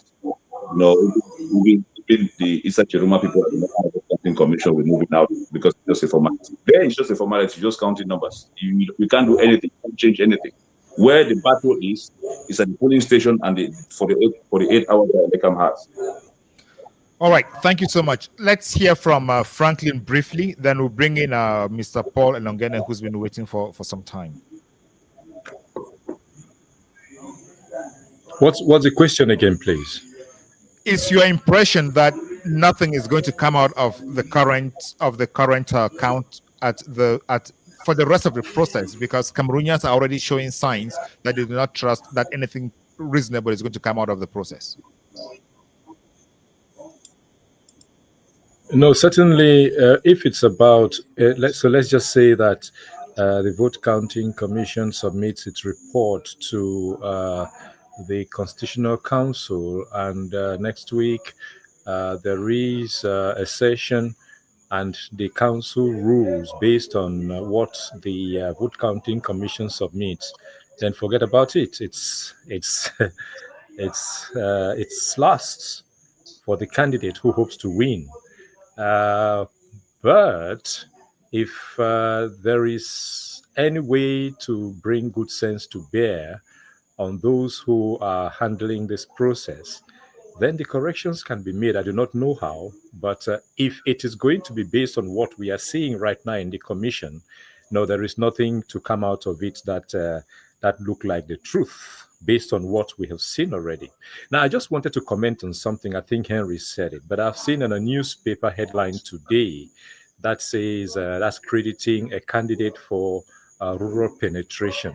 You know, this is something we were told 35 years ago in the early 90s, that don't mind Frundi doing that part to the people. He's winning in the urban centers because the people there are enlightened and he goes there easily. But in the rural areas where the people do not see him and they do not understand the politics, they easily vote for the incumbent. Look, first of all, we know that social media is a vehicle, and you know that the penetration of mobile phones, of smartphones, of internet around the country in the hinterlands is also the penetration of political and socio-political messages. So that kind of mindset is a cake to think that, look, let me tell you, I traveled with candidate Tchiroma to Lagdo and Pitwa. And I can tell you that it wasn't easy reaching Lagdo and Pitwa because everywhere along the way, once the people heard that it was coming, they just blocked the road because they wanted to have a feel of him. It is not because they live in the city. It is because mobile phones and social media took the message to them that this is the man. So those fooling themselves that Tchiroma's popularity ended in the cities are a cake, are out of touch with reality, and they don't know what they are talking about. I would even say They are that in even the sorry rural for area, interrupting, Franklin. There are even government ministers in Yaoundé claiming that his popularity is on social media. Just no, they to don't add, know what. yes, just to No, add they to what don't. you're saying. They don't know what they are talking about.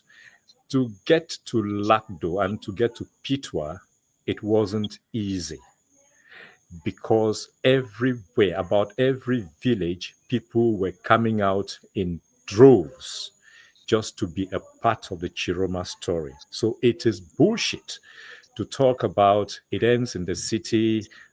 What is in the rural areas that would make, and I'm not here speaking like I'm doing advocacy, I am reporting because I saw reality.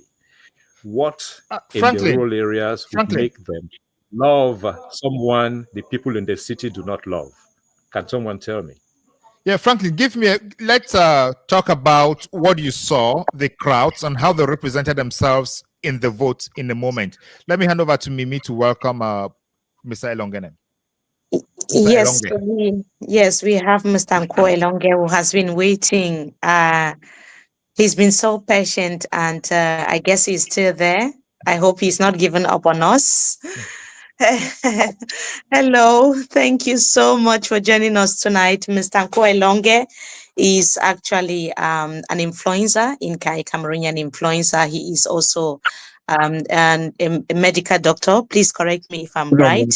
Academic. Yes, no, academic doctor, and also you have a lot of knowledge on election issues and so on. But you've stood out so prominently during this electoral period, speaking up against some of the things that you have been seeing going wrong, some of the things that are not happening. I hope Mr. Henry is still there because I have one final question for him. Please, he shouldn't go. Yes. So yes, you've stood out so prominently with other influencers, some the celebrities as well, people who are having really huge following on the social media space, but you've prominently and consistently spoken up against what you've been describing as injustice. You've decried the violations that we've seen throughout the electoral process. I just wanted to begin by asking you, why do you think it's important for people like you to be more vocal now than ever before? Thank you, Mimi, for having me, and thank you, Bernard, Sanjin. I see you too. Thank you all. Yes. The question is why not? Because I think it was somebody who said that um, people who citizens who bad leaders are voted by citizens who refuse to vote. Um, we need to be part of that process. I thought it was very important because we're just tired. We are tired of 43 years of this system. All the indicators of development are red when it comes to Cameroon and the BR regime. And so to me particularly, I felt that it was important for us to raise our voices because there's been a lot of cynicism, especially when it comes to the credibility of the elections and whether it's important for people to vote. And I realized that one of the strongest tools in the CPDM and the BR toolbox was voter apathy among young people.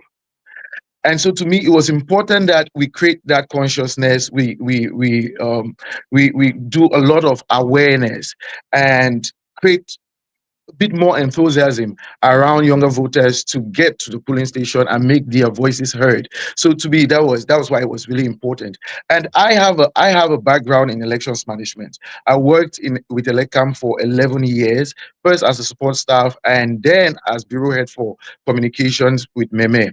So I saw firsthand a lot of the things which which were being done. I also understood that the louder and stronger we come out, we are able to sidestep a lot of the malpractices. Mm. Yes, Sandrine, you want to come in and then Bernard? Okay, no, I will go first. Okay, Elongeko, je sais que vous avez été, que vous êtes l'un des influenceurs assez écoutés. Vous venez de dire que vous avez travaillé avec Election Cameroun pendant une décennie, ça veut dire un peu plus de 10 ans. Qu'est-ce que vous pensez des accusations qui sont faites aujourd'hui à Elecam? Est-ce que vous direz que c'est pas nouveau ou est-ce que vous direz c'est normal? Oh, these are not new. They are actually quite predictable. Like Henry spoke so eloquently about how malpractices take place. I do not think that generally Elecam staff are corrupt. They are not inherently corrupt, but as well as they are, it's like saying, those who go to church are inherently, or serve in church are inherently holy. No, you would always find bad seeds, right? So you have that in Lekam, and you have some of the pressures that Henry has elaborated. So pressures from authorities, pressures from the administration especially, but also I want to add pressures from the elite. Because I remember when I was, what happens is Elecam staffs generally serve in the areas of their origin. So, for example, I served in Kumba and I'm Bafo. And with that comes particular perceptions about your loyalties. So they say, okay, the Bafo tribe, for example, is supposed to be leaning towards this area. And so it is your role as an Elecam staff to try to facilitate that from happening. So I know how many times I faced pressure from the elite there who thought that the people of Kumba should be voting overwhelmingly for the CPDM. Even if they did not, we had to make sure that it reflected that. Okay, does it mean, okay, est-ce que cela veut dire, je pense qu'on a écouté des ministres et autres autour du processus électoral dire que tous les candidats n'avaient pas le représentant dans les 31 000 bureaux de vote. Lorsqu'il n'y a pas le représentant d'un candidat ou d'un parti politique, quel est le rôle de l'ECAM? Yeah, Elecam has a supervisory role, but Elecam also has an appointed chairperson who manages the polling activities at the polling station. This person does not just have the responsibility of managing, but making sure that these elections are credible. You have the chairperson, you have a representative of the administration who is also supposed to be neutral in that process. And then you have representatives of all the political parties there. To me, it is quite baffling how the fundamental rule is fair play. A party does not have to be fully represented for elections to be credible. That is an additional safeguard for elections. But elections are supposed to be free, fair, transparent, representative of the voices of the voters. How can anyone think that is logical to say that because a political party was not represented, then elections have to be mad? Or maybe they can find someone to represent the party that are not there. Now, there is a decision that is signed forming the commission that is in charge of polling day activities. People cannot willy-nilly become part of that commission. Interesting, Bernard. Thank you so much, Dr. Kwoy Longe. You are one of those who used their platforms as someone who communicates with the younger generation to entice them to register and vote. From what you are saying, we just heard from Henry and Franklin that the process is not transparent and the results that will be declared officially may not be what was at the ballot boxes. What are you hearing from the young people on your platforms and all those who come close to you? Yeah, I mean, you can get a pulse of where the country is from just making a social media post. Maybe you would understand this. You would get a full pulse of where, and this is, I mean, I remember the statement about, this is a social media victory, this is this and that and that, and that there is more popularity in the rural areas. And the argument is that those in the urban areas are much more educated and so can make better voting choices. What does it really say about a political party who depends on ignorance of the voters to get votes? I mean, they cannot win the argument either ways. But to your question about the polls, yes, you see the enthusiasm and you see that there is overwhelming momentum around the opposition party, Issa Tchiroma. But also you can see the cynicism. For the longest time, young voters have not felt that their voices will count, that they actually count in this election. And right now, seeing the updates on the results that are coming, you can actually get the sense of anger and cynicism. Where even when I remember making a post this morning just saying, see, we have to focus now on the municipal and parliamentary elections, because even if these elections were to go to Issa Tchiroma, the CPDM will still control the Senate and the National Assembly, and we have to then read them off through the municipal and parliamentary elections. You could see people coming there, young people saying, so this did not really work, our votes did not really count. They are so frustrated. It is a shame, and I repeat, it's a shame on the elite who have betrayed, who have sold out their own people to line their stomach. It is a shame, for shame. They should be seriously embarrassed. I mean, for crying out loud, look at the results from the Northwest and Southwest. Are we really saying that the CPDM party and the Paul Biya administration that has over the years contributed to the complete erosion of the livelihood of these people in the Northwest and Southwest, that they somehow find their highest level of popularity in the rural areas of Northwest and Southwest? Give me a break. They were saying that when the elephants are fighting, the grass suffers. And that only means that in the next 7 years, if Issa Tchiroma Bakary, we are hoping, is declared winner of the election, the next 7 years, it will be on record that the CPDM won in the Anglophone regions. But we know what has been happening there. I just wanted to come in here and ask you, Elonge, you've talked about, the rigging, the fact that it's a shame and a lot of things that are not actually going right. But if you were to address the opposition party leaders, because you've worked with Elections Cameroon for a while, if you were to address the opposition party leaders and advise them on where to pin Elections Cameroon down and the Constitutional Council, what would be your advice? I think this all stems from the polling stations. That's where the rigging takes place. And so the first thing for the for the opposition parties is to have credible representation at the polling stations. When I say credible representation, because I have also seen representation that is compromised.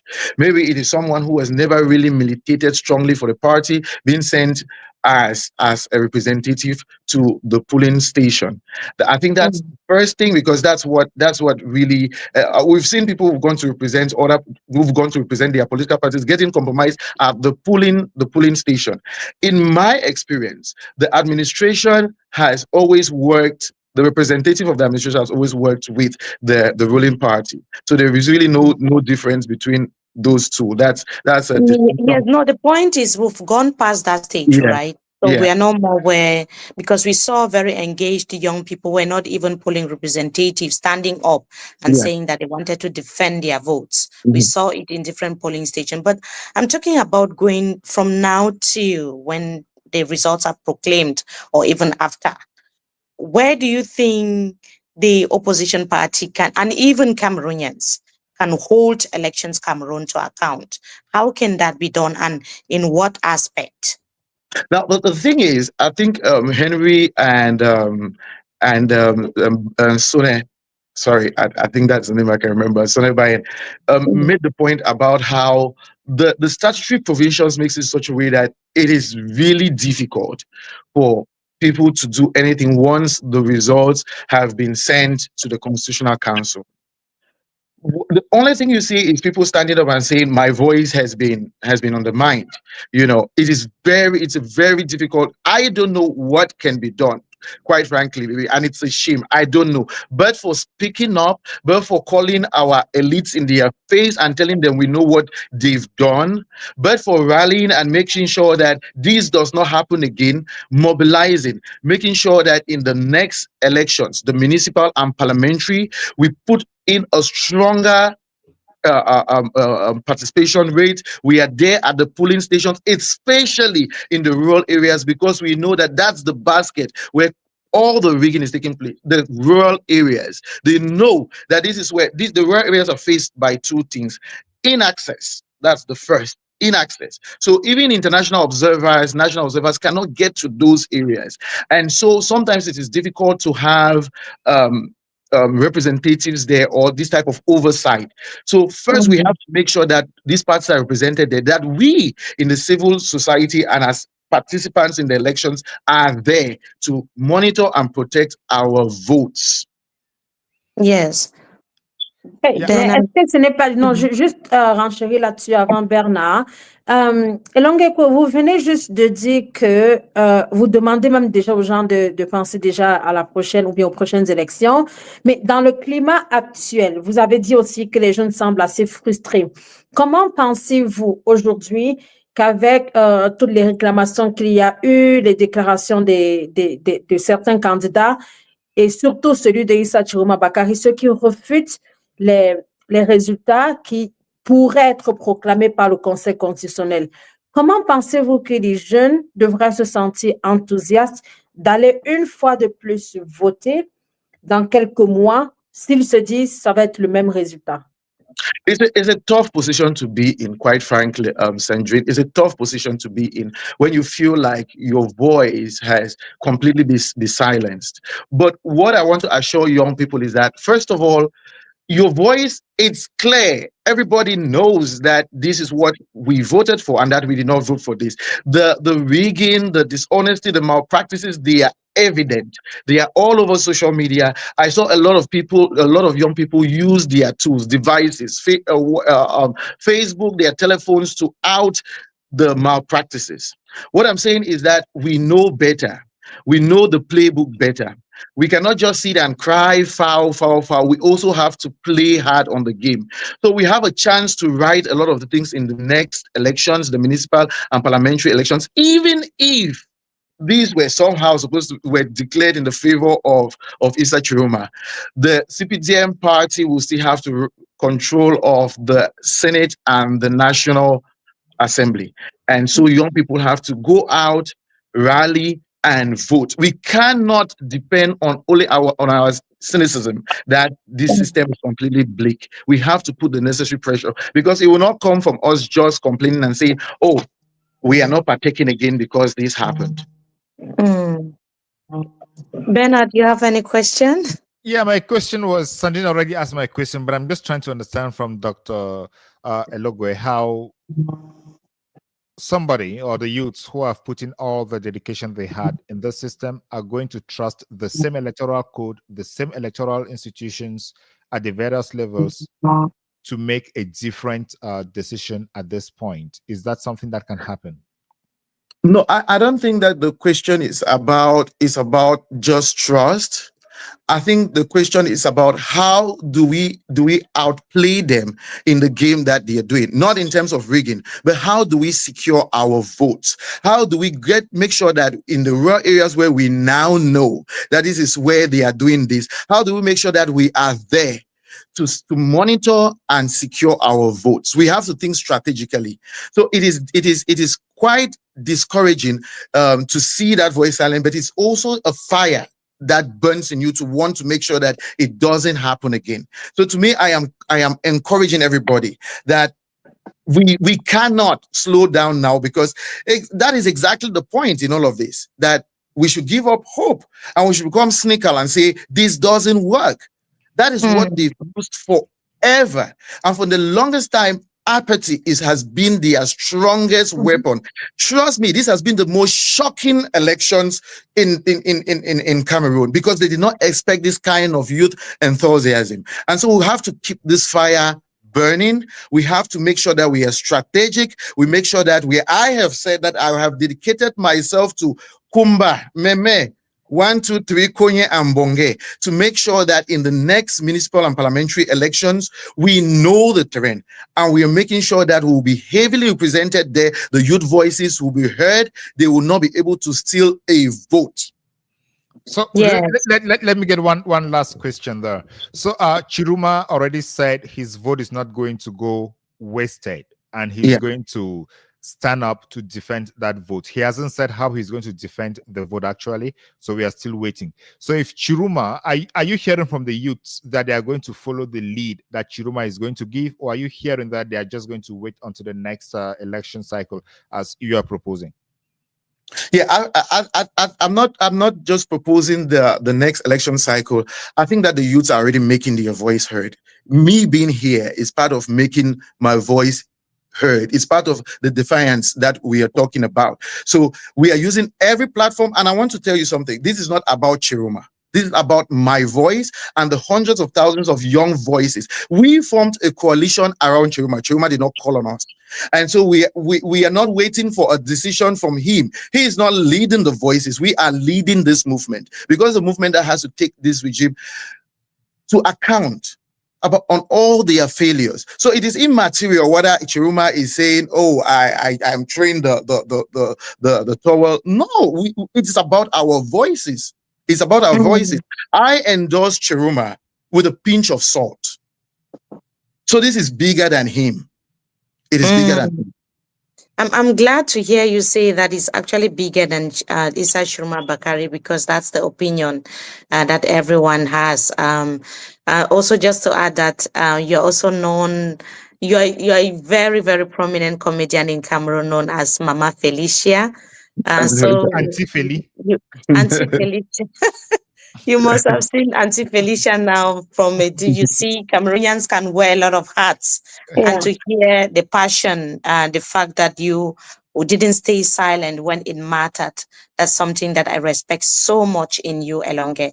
And you can see our faces sometimes can be sad when we are talking about Cameroon, because it's quite a sad situation. Maybe you can just make us smile for a few seconds before you go. Before you go, we never know. You could make us just smile. I don't know. It's been very difficult. It's been very difficult smiling these days. And I want to make you people smile. But then I make una vex in the first place. You already did that. I'm sure everyone is laughing in the comment section. Thank you you so should have much. come in Kaba and week.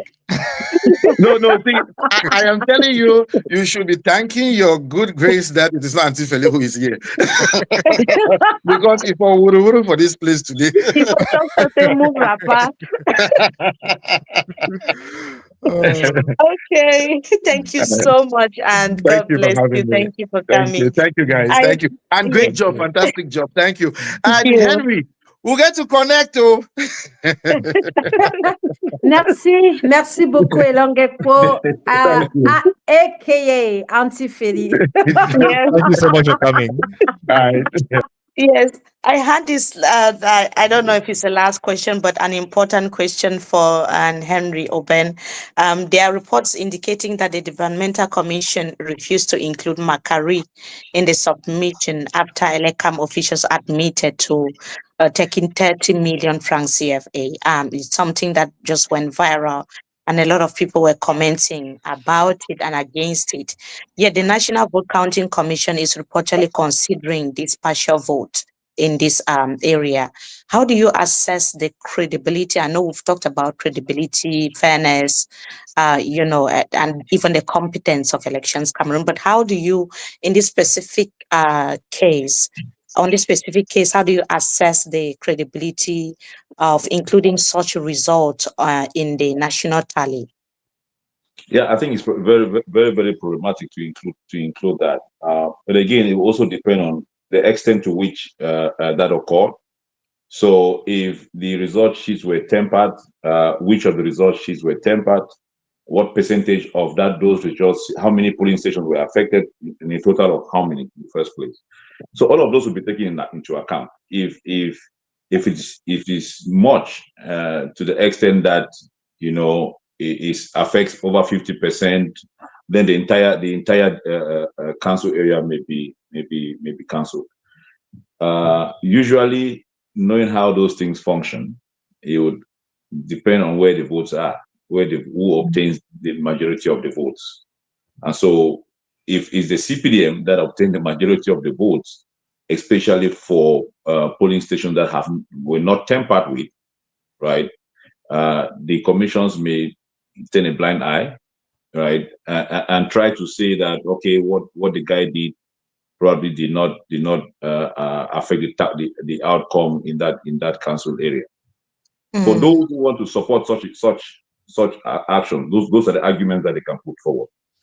But again, if you have someone who is there and knows exactly the amount of votes that were added by the council branch head, as far as Elecam is concerned, that is a different investigation within Elecam for the council branch head. But for the results, what I know that the divisional commission would do, they'll make a recommendation. They'll take a decision and make a note on their report to the final vote counting commission. The final vote counting commission will also decide if that should be added or not, and send the recommendation, their decision to the Constitutional Council. The Constitutional Council definitely have a last say on such case. But from the Divisional Commission, they'll take their own decision and make a recommendation on what they think that should be done, and write a report on that on the case. The National Vote Counting Commission will do the same. They may decide to fall in line with the Divisional Commission and say we want to add it, or we want to reject it, and also say this is why we have made this decision to reject it or to add it. The Constitutional Council may say no, we have to remove it because from this report, this is what we think is right. It's right. Okay. Is there any chance also that it can be annulled in the Anglophone regions where we have people saying that they didn't go out to vote, but they are surprised to see thousands of people voting for the CPDM party? I mean, we heard from Elonge. We've also seen a local authority saying that only 100 people were expected to vote in a particular locality. That was in Do, I guess. But we ended up seeing 15,000 voting for President Paul Biya. Is that something that can be known? That's a little bit tricky, because somebody has to put up a petition and the time for petition is over, right? If there's a petition and probably a political party that was represented in the polling station puts up a petition to that effect, they want to see evidence Elecam's lawyers would defend it.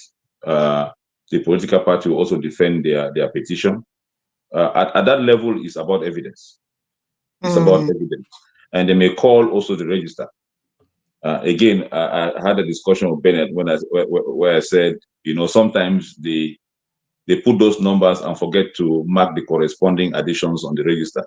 So sometimes we've had situations where we call for the register, the voter register, to add the thumbprints, right? And sometimes they do that, they forget the thumbprint, to thumbprint all those corresponding number of voters on the register.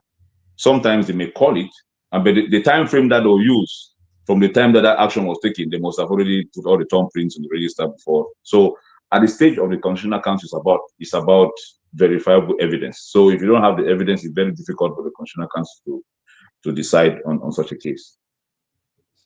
Okay. I have one last question for Henry before he goes, and that is, from your experience observing elections internationally, what spikes most post-election conflict, and are those ingredients present in Cameroon now?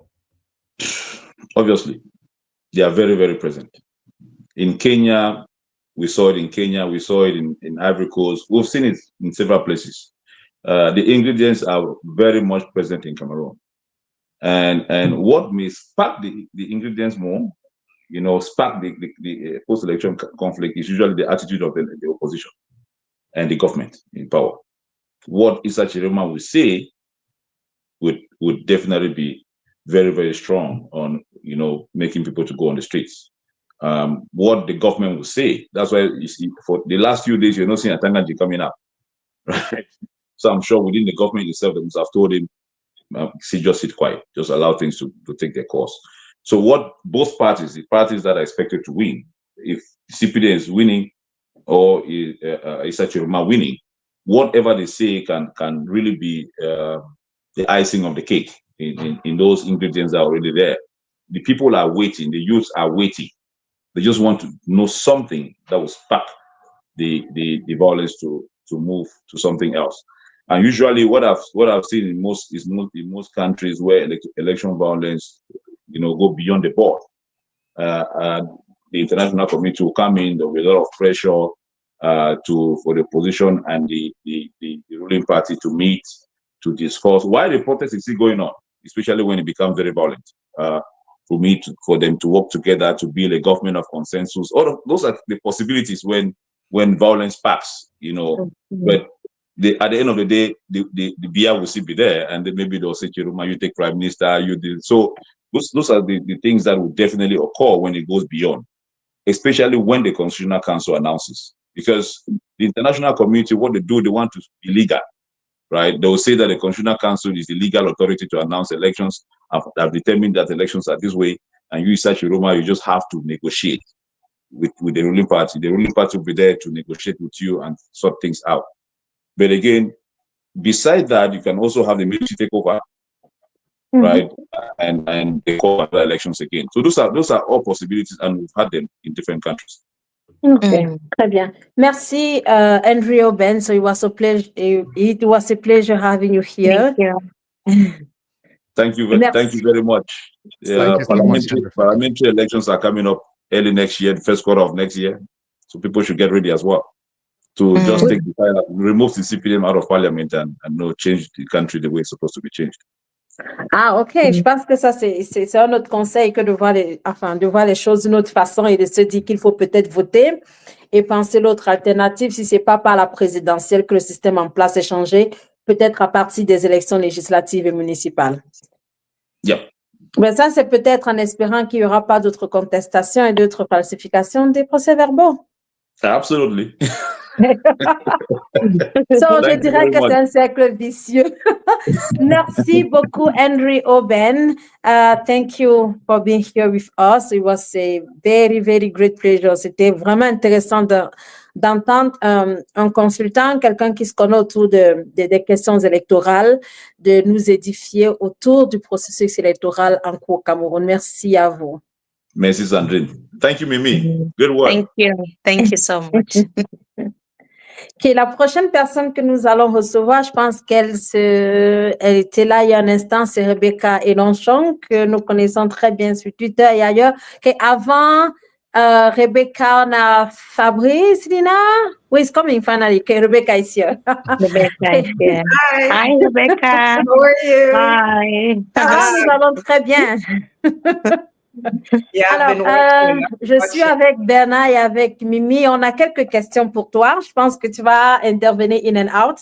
Alors, on sait que tu suis beaucoup l'élection présidentielle. Tu suis tout ce qui se passe. Tu suis sur Twitter, sur Facebook et partout ailleurs. Quel est ton sentiment maintenant? La Commission nationale de recensement des votes a terminé ses travaux. On sait que c'est, je n'avais pas dit plié, mais c'est fini de ce côté-là. Alors, on s'attend à la proclamation des résultats dans quelques jours seulement. Je suis plus ou moins certaine que d'ici à vendredi ou à samedi prochain, on aura ces résultats. C'est certain. Et d'un autre côté, on a le candidat Issa Tchiroma Bakary qui a commencé à mettre sur la place publique des résultats sortis. Je pense qu'on a le Mungo, le Vouri et puis la Vina. Quelle est votre appréciation de tout ceci? Wow. Alors, en fait, je pense que personne ne s'y attendait. Personne ne s'y attendait depuis le début. Qui dirige en fait les actions, c'est l'opposition qui mène le débat. Aujourd'hui, on aurait espéré que ce soit Elecam qui publie les résultats de chaque bureau de vote.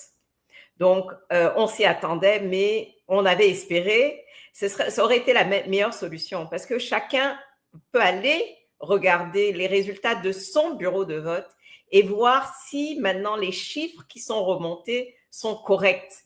Ça n'a pas été fait et je suis très, très contente que le candidat Tchiroma ait donc affiché les raisons pour lesquelles il dit qu'il a gagné les élections sont là pour que tout le monde regarde. Et si les gens sont pas d'accord ou il y a un bureau de vote, il dit que ah non, moi dans mon bureau de vote, c'est pas comme ça qu'on a voté.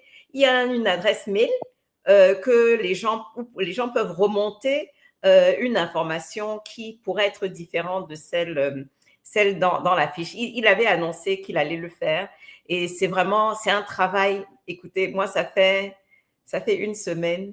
Plus d'une semaine. Oh ouais, une semaine. I've been working with numbers and so I've seen all of these numbers, les PV, et c'est un travail vraiment intense.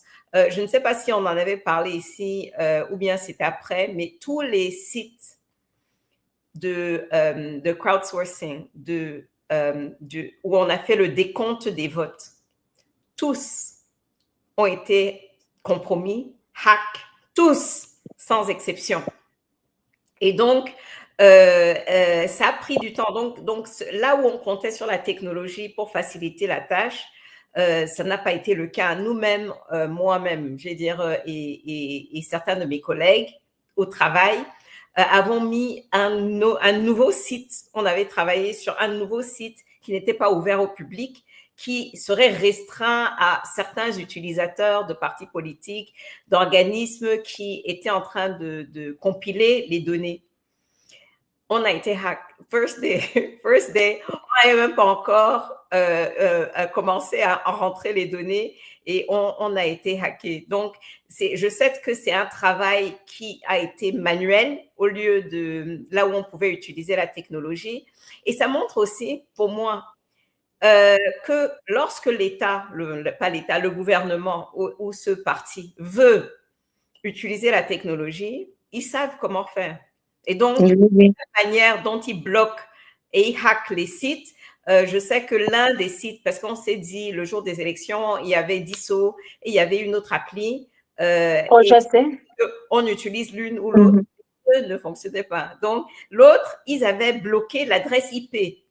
Ils avaient réussi à savoir quelle était l'adresse IP, l'adresse donc quand on tape. Et donc, quand les gens rentraient dedans, le système ne retrouvait pas. Et donc, il y a eu plein de ces soucis. Et ça veut dire qu'ils ont les moyens d'utiliser la technologie. Ça aurait été vraiment pas compliqué, vraiment pas cher, que Elecam remonte les données de manière électronique à l'instant même, le soir même du compte. C'est-à-dire que chacun a un device, soit un téléphone, soit qui est alloué à chaque agent ELECAM. Et dans le bureau de vote, ça remonte. Tout le monde peut voir sur un tableau de vote, ah, voilà le résultat dans mon bureau de vote. It's instant. Donc, c'est vraiment voulu. Cette histoire est volontaire. C'est exprès qu'ils ne veulent pas de transparence dans les résultats. Et donc, c'est pour ça que c'est vraiment important ce que le camp de M. Tchiroma a fait. Donc, cette transparence-là, elle est très importante et elle est très symbolique. Elle est très symbolique parce que c'est une indication de comment il pourrait gouverner. Donc, c'est une introduction à comment Tchiroma gouverne. So, it's important. Mais est-ce que vous pensez qu'on va arriver au gouvernement de M. Tchiroma? Can I go English now? Yeah, you can go. Definitely, you can go. Because, it's like after a certain hour, my French starts disappearing. I think my brain starts to work overhead. Like it starts to heat up. So do you see Mr. Tchiroma as a president? Because you were talking about, like, for me, like how his government can work, like everything being digitalized, everything on point, everything scanned. So, but with the result and the outcome now, do you see Mr. Tchiroma being president tomorrow? He was elected. I mean, we, the people, we elected him. So I don't understand. Like, but what if the council is not saying that? Of course, they won't say that. But we knew that they wouldn't say that. Did anybody expect the Constitutional Council, ELECAM, any of them to say that Tchiroma won? Nobody, no one. I don't think anybody believes that they were going to go along with the will of the people. So we will have a government in Etoudi, another one in Garoua. So what should happen? In what will happen now? Or wherever. I don't know. I think that they have to start moving. We don't wait for ELECAM. We don't care. Like, we don't care what the Constitutional Council says, because it's not the will of the people. If they were interested in saying the will of the people, we wouldn't be going through all these games, these silly games that they're playing at the national voting place that Henry was talking about earlier. We wouldn't be going around all these silly games. How is it that the polling results are supposed to move from the departmental or the divisional level to the National Counting Commission in 72 hours? How is it that center came today? They arrived today. How is it that, I mean, and how? It's like they needed to figure out how to cheat. And you can't, and from what I heard from people that sat in the commission, from what I heard, the president of the commission, who is a member of the Constitutional Council, stated that the 72-hour rule in the law, in the electoral code, which would have invalidated these results from the center, because they arrived too late, and would have, and the ones from Bakary that we talked about, that Mimi spoke about earlier, invalidated them. He said that le pays. He said that they were he said that those 72-hour, that law, it's a suggestion. So you can go beyond. It's just a suggestion. At 72, the president of the commission, a constitutional council. Okay, now that it's very clear that the laws are being twisted to favor one person and one party, which is the CPDM and its candidate, President Paul Biya. Paul Biya is no longer president until further notice. We don't know. What is going to happen if the Constitutional Council does not declare the results the way the people want? I mean, I think we have to keep moving. In other words, I don't want us to start waiting for the Constitutional Council to do what we know that they're going to do. We need to remind them and remind the whole world that we, the people, we are sovereign, right? We are the ones who own this country. It's not the Constitutional Council that votes it in our place, right? All they're supposed to do is tell the will of the people. But if they don't want to do that, we don't have to listen to them. And so we need to also, and I think what's important, I think that the fact that the Tchiroma, that the campaign put up all of the results are putting up, because I think there are only a few of the results up so far. But I think that over the next 24 hours, all of the results to prove and demonstrate that Tchiroma won the election with all of the backup documents. I think it's critical. I think it changes so much, because you can no longer lie. Like, the Constitutional Council becomes irrelevant, completely irrelevant. And so I don't think we don't wait. We're not on their schedule, right? We're not on the schedule of the Constitutional Council. We have to decide how we make sure that our will is respected, right? So to decide, we don't wait. It's like we know what they're going to do, right? So we decide that, okay, how do we take back our country, right? We went through the election, we won the election. Those old people that are up there that don't want us, that want to steal this election from us, we're not looking at them. Right? They're not the ones deciding for us. We need to decide for ourselves. And so, yes, it will take action on behalf of all of us. All of us need to then take action in many different ways. And the streets are one. It's our country. There are streets. Alice Nkom says that, Maître Nkom, Barrister Nkom, she says that the streets are the office of the people. And that is one option, but it's not the only option. And so all of us have a myriad of tools in our toolkits to take back our country. And different actors will have different functions in doing that. But I think that one of those is, yes, is voicing as in unity. That is all of us, the community, going out and saying, this is our victory. We are so excited and we are so proud that we, in unity, in national unity, made a decision to change history. And we want to celebrate that. And we want to celebrate it in the streets. And who is going to prevent us from doing that? And I think this show of force and constant show of force by the people is important. All of those videos, we laugh because the choo-choo and everything. All of those videos, all of that excitement around the election, it means so much. People can't underestimate the power of that symbol, of people celebrating the counting of the votes, because for them, they're taking action. It's a form of taking action. And that type of taking action, like putting up the votes, the DISO app is up and running. People can go in and participate in providing data, transparent data.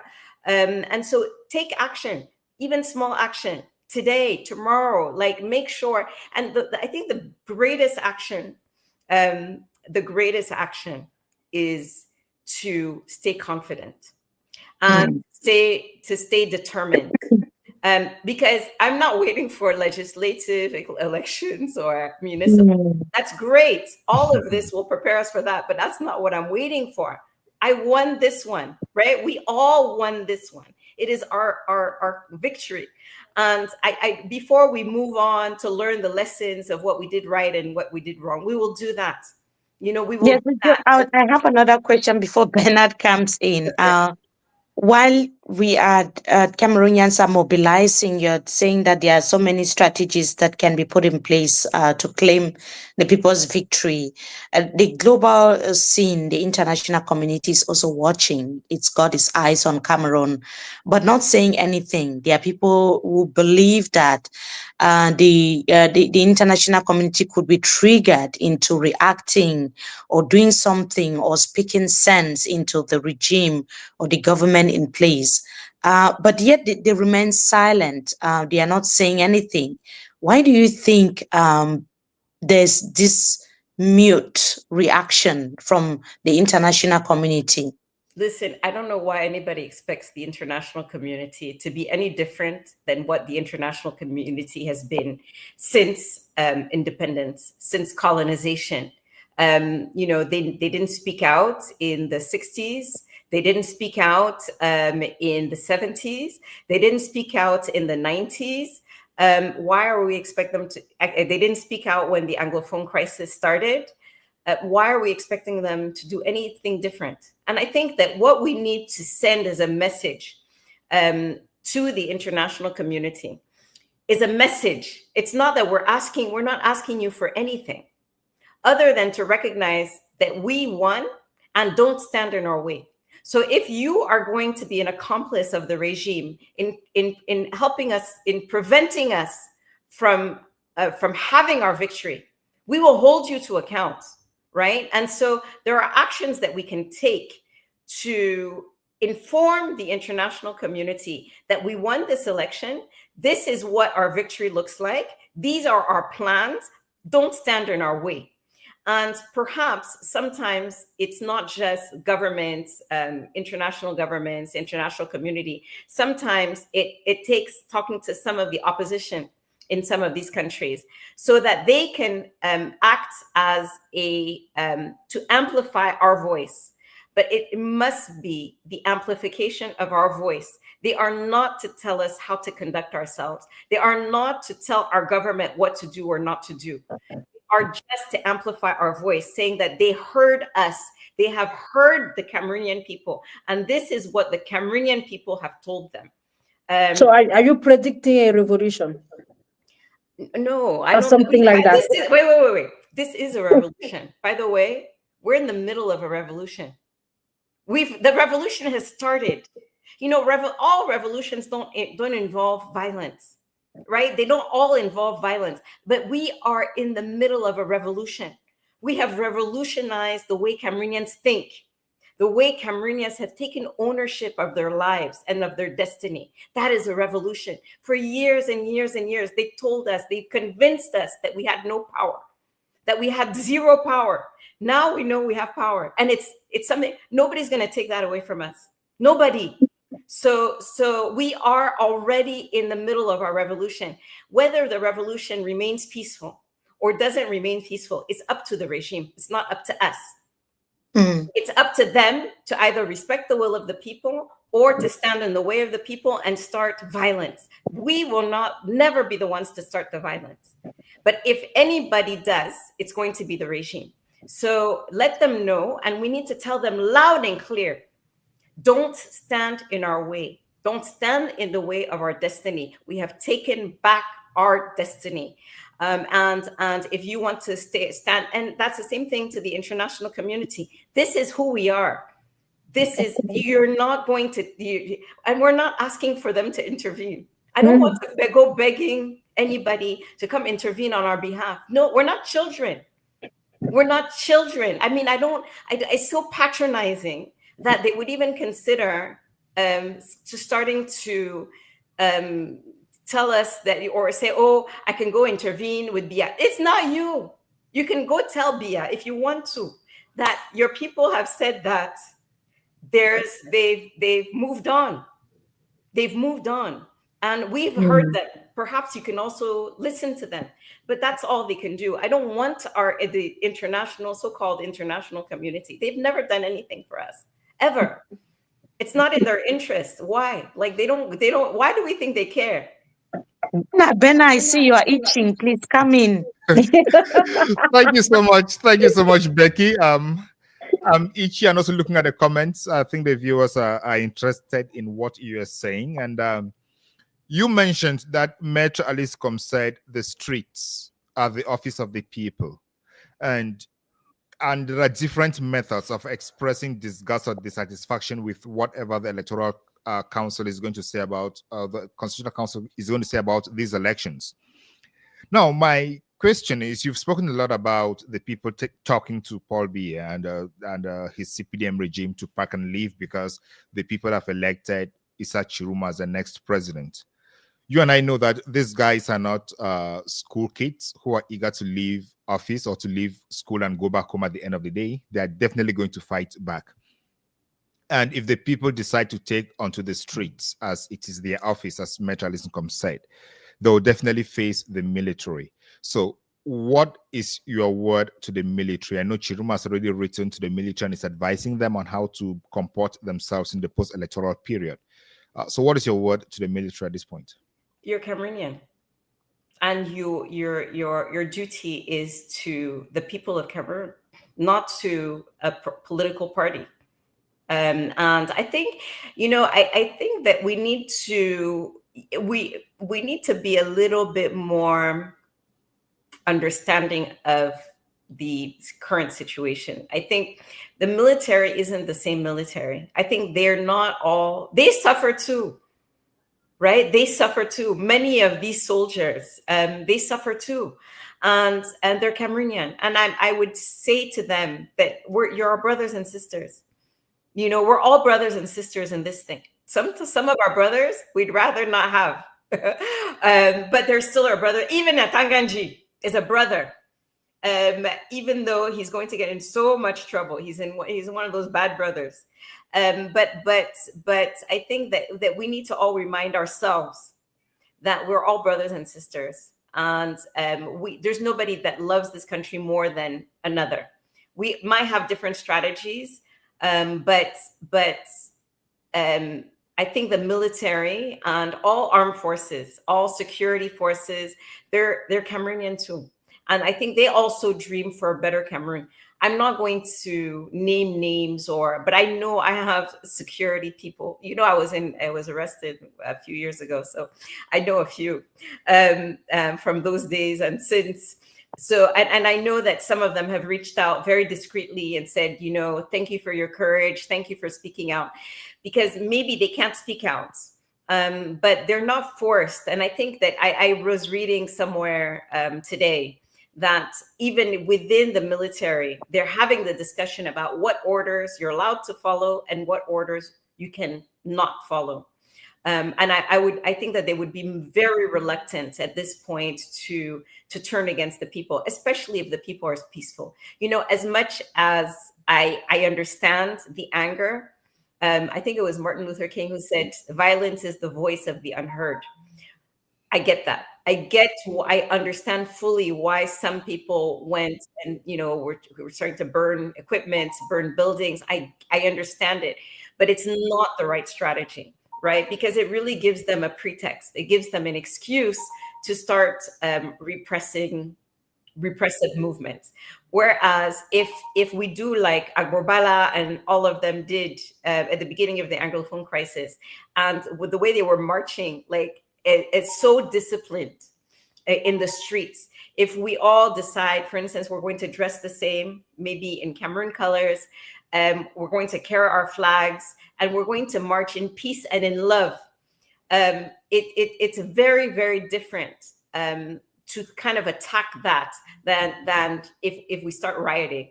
And so I discourage the rioting, and I encourage the peaceful mark and peaceful demonstrations, peaceful. Yeah, so I think that there's a way to do it that makes it much more difficult for them to justify their violence. But we also need to keep in mind that they will infiltrate, right, and create the violence. I remember a few years ago, way at the very beginning of the Anglophone crisis, there was this young policeman that I knew, and he was being sent to Boya. He was being sent to Boya because he was young. He looked very young, to go in and look as a student and carry petrol and matches, and to start to create disorder so that it would justify police violence, right?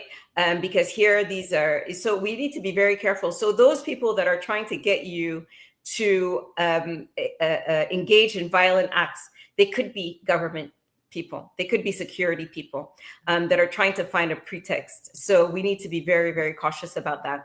But yeah, that's and I say that the streets are one way of expressing ourselves. You know, people underestimate the strength of social media. That is also a way to express. We didn't have it before, so we didn't have that option before, right? We didn't have the option of social media, so the only option we had was to go to the streets. But the amplifying of messages through the use of social media are critical. You know, I think when this election happened, if you looked at the international media was basically saying Biya won, right? Biya won. Oh, he was re-elected. It was because of our social media messages, the world saying we won, that all of a sudden that narrative started to change. And it was because of the social media, all of the information on social media, that our government started to understand that they lost. And so we can't underestimate it. Like they call them keyboard warriors and things like that.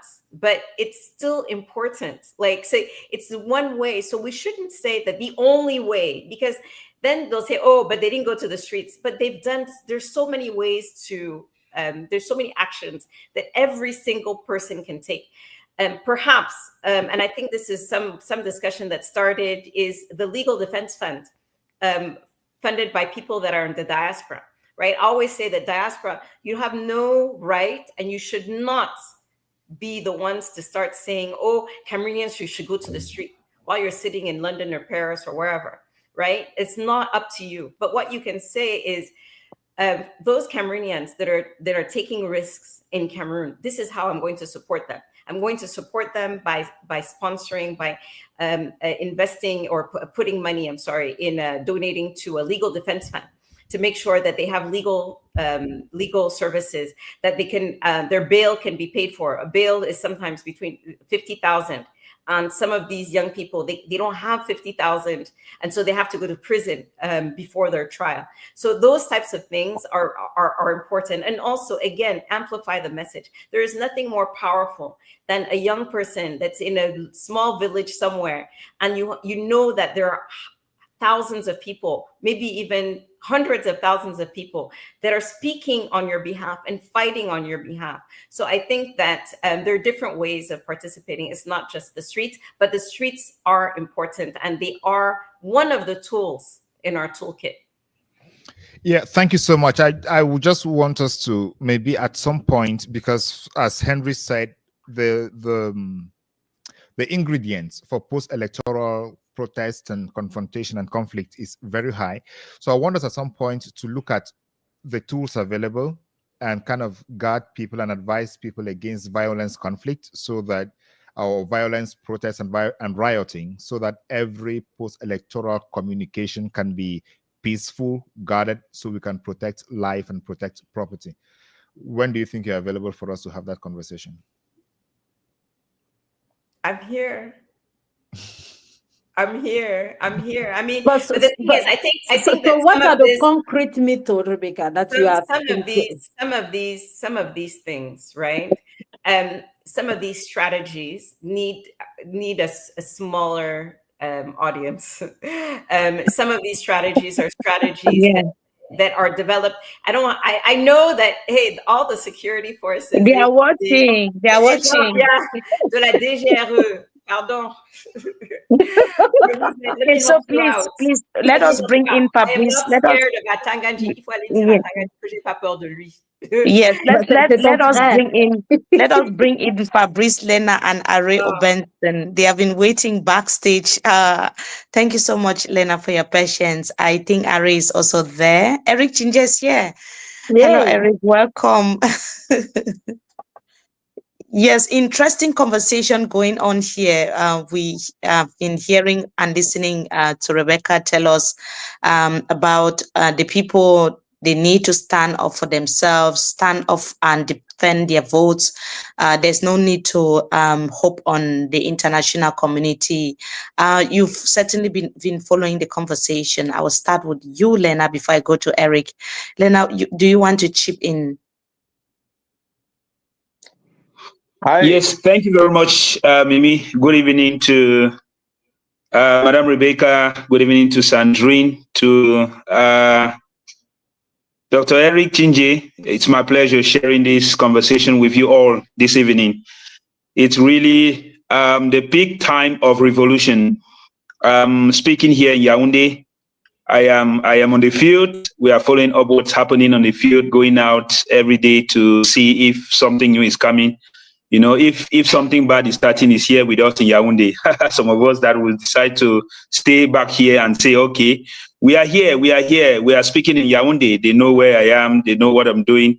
So just come for us, because we are not going to leave the country for you people. That's what you want, but we will not do that. We will not just do that. My first opinion is that it's good that you should shame people when they deserve the shame. Our chiefs, and some of the clergy who visited the Unity Palace just before the presidential elections are manifesting the height of shame as people we, the younger generation, are supposed to look up to. Because this question of unity and peace being used to cover up injustice and blatant violation of electoral process cannot be tolerated. Each time there is an issue or a worry brought up by young people, by Cameroonians, the first thing you will see from the chief is a communique. We are calling on peace, calm, unity above everything else, togetherness of Cameroonians. You know, they go and look for those words that are there to somehow euphemize and soften, maybe cause conversation around softening people's heart, without looking at the deep wound of injustice, of a stolen vote. Some people have the luxury to vote in this country just after 7 years. You know what it means to vote after 7 years, almost a decade. So somebody who is voting in 2025 at the age of 20, at the age of 21, you can imagine the next time that person will have the opportunity to vote. So these chiefs are not doing us good by their regular peace and unity kind of declarations. That's the first thing. The second thing is that I was expecting at this point in time, the opposition political leaders to agree, yes, Tchiroma is commanding the opposition in terms of his performance and in terms of the results that the opposition leaders, have received from their different polling agents around the country. And therefore, it's time for us to act as a united front. And this was my first plea immediately after I saw the trend on Sunday 12th. Because I don't understand why the leader of SDF, PCRN, or the other candidates who got parties from different people are still playing in between the fence kind of stuff, standing on the fence, making subtle statements, and then not coming clear. This is not time for people to be in between. This is time for clarity and position. Like, you have to take a position and say, hey, Cameroonians, yes, we were receiving maybe return reports from our polling agents throughout the country. At this point in time, this is what we have received. And from the analysis of what we have received, this is what we can tell you transparently, clearly, that it's the result we have obtained from our scrutineers. But no, you're seeing people dancing Bafia dance, and for me, it's shameful, because opposition is supposed to be united than ever before. Put everything behind them to stand as one voice, even if the process of coalition before the post of 12 did not work as the people wanted. This is another opportunity to correct the errors and now stand firm behind the person who has outstandingly given commanding performance in the process. That's number two. Number three is I expect a kind of collective action from everybody, including civil society and opinion leaders. Yes, Lena, I'm going to come back to you because I know you have a lot to talk. This is, okay. I just want Maybe it to let be me talk here from conversation. now. All right. Yes, we shouldn't allow one person to talk for too long because we are now many of us. I want to go to Eric to just find out. Eric, the biggest fear, because I've seen a lot of people commenting that they are worried about, people are skeptical. They are in really, they are afraid that the Constitutional Council would not announce the will of the people, which is something that many people have been talking about. Do you fear unrest or violence after that?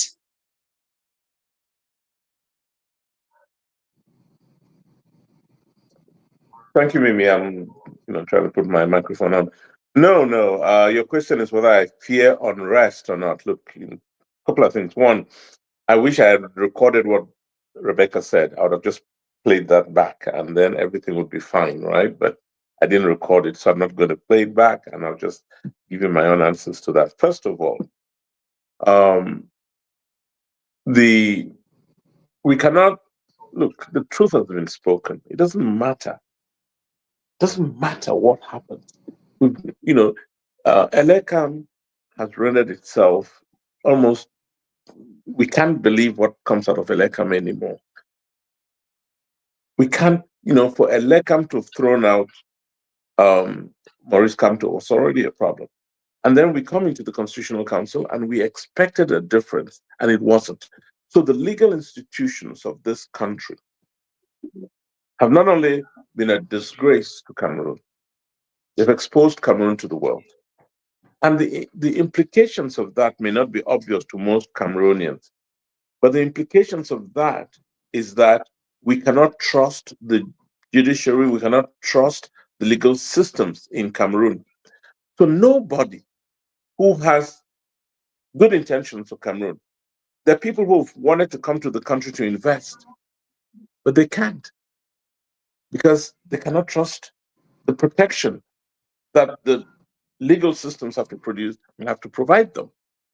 So, we are destroying the country slowly and steadily, which is why we all reached out for change. Most Cameroonians will be wondering, why are all of these fellows in the diaspora so against the system? No, we are for Cameroon. We are for the country. And we are against those who consistently now destroy the hopes of a whole generation of young people, of all of us who mean well for Cameroon. That's the problem. And my hope, and all of us who desire to see a country that we are all proud of, when we can no longer have that, that's part of the problem we face with a better Cameroon. I'm hoping that as we go forward, we've just come out of elections which have been disastrous, because we're all looking at the count. We're looking at the outcome of the elections, and everything is a fraud. How can we accept to live in a country where the fundamental, the playbook is all by, fraudulence? How can we? I mean, Cameroon never was this way. Was never this way, and now this country, we know. From the Cameroon of the 70s and the 80s, no longer recognize what I see right now. Something has to change. Something has to give. We cannot say that a country that has so much wealth, a country that the world once respected, is no longer in a position to provide its citizens with the most basic amenities, basic infrastructure. Agricultural produce. We're no longer able to feed our children. There's a problem. I think it's important that we all understand why Mr. Biya has been. That the vast majority of Cameroonians, whether we like it or not, the truth is the vast majority of Cameroonians believe that not only does Mr. Biya and the system that he has built are in a position to lead Cameroon out of the mess in which it is in, I think the vast majority of Cameroonians really hope that this election, with the win by Mr. Tchiroma, will help lead us out of the mess in which we are. I'm not alone saying this. I hope we can all agree that C'est une question très rapide, Eric. On comprend très bien que vous dites que les Camerounais, c'est difficile de vivre dans un pays où on a parlé de fraude et tout, mais qu'est-ce qu'ils doivent faire maintenant? Où tout indique que le Conseil constitutionnel est pratiquement à la solde du régime en place, qui est à la solde du système en place. Que doivent faire les Camerounais? Se dire qu'il ne faut plus croire aux élections, ne plus croire en rien. Quelle serait leur attitude? On comprend très bien qu'il y a des frustrations de part et d'autre. Ils l'ont d'ailleurs exprimé et ils s'expriment tout le temps. Mais qu'est-ce qu'ils devraient faire, à votre avis? Merci énormément, Sandrine. Nous sommes tous Camerounais. Nous voulons le meilleur pour notre pays. Nous ne voulons pas tout détruire. Ceux qui veulent, n'est-ce pas, que ce soit la rue qui impose une nouvelle règle. Moi, je crois que c'est pas ce que nous recherchons. Nous recherchons la vérité. Nous recherchons l'honnêteté. Nous recherchons l'amour du pays, le patriotisme. C'est ce que nous recherchons. Mais malheureusement, il y a ceux qui ont l'accès aux ressources, à la richesse de la nation. Il y a ceux qui ont la possibilité de gérer, enfin ceux qui gèrent, si vous voulez, n'est-ce pas, la richesse du Cameroun. Ils veulent absolument que rien ne bouge, qu'il n'y ait pas changement. Ils veulent imposer leurs lois. Et c'est là où nous, les Camerounais, ceux qui aiment vraiment le pays, ceux qui sont prêts à partager la richesse du Cameroun, parce que c'est ce que nous ne voyons pas, ceux qui sont prêts à partager cette richesse et empêcher à une poignée de gens d'imposer leurs lois. C'est ça le problème qui se pose aujourd'hui. C'est ça. Et moi, j'aimerais vraiment que nous tous, ceux qui aiment ce pays, ceux qui disent que non, la richesse du pays doit être partagée, n'est-ce pas, entre nous, les enfants du pays, pour qu'on impose une nouvelle règle. Et c'est ça le problème de fond aujourd'hui. On ne parle pas quand on parle de la fraude. Non, ça va, on comprend bien. Mais ce n'est pas de ça qu'il s'agit. Il s'agit là de l'intérêt de la nation. Que nous tous qui ont accès, n'est-ce pas, à la richesse du pays. Ceux comme nous qui ont accès à ça devraient penser à un meilleur partage. Et c'est Très bien, ok. Je pense que Ben a une question et on va revenir à Fabrice Dina juste après, avant de conclure avec Rebecca, avec Becky Rebecca.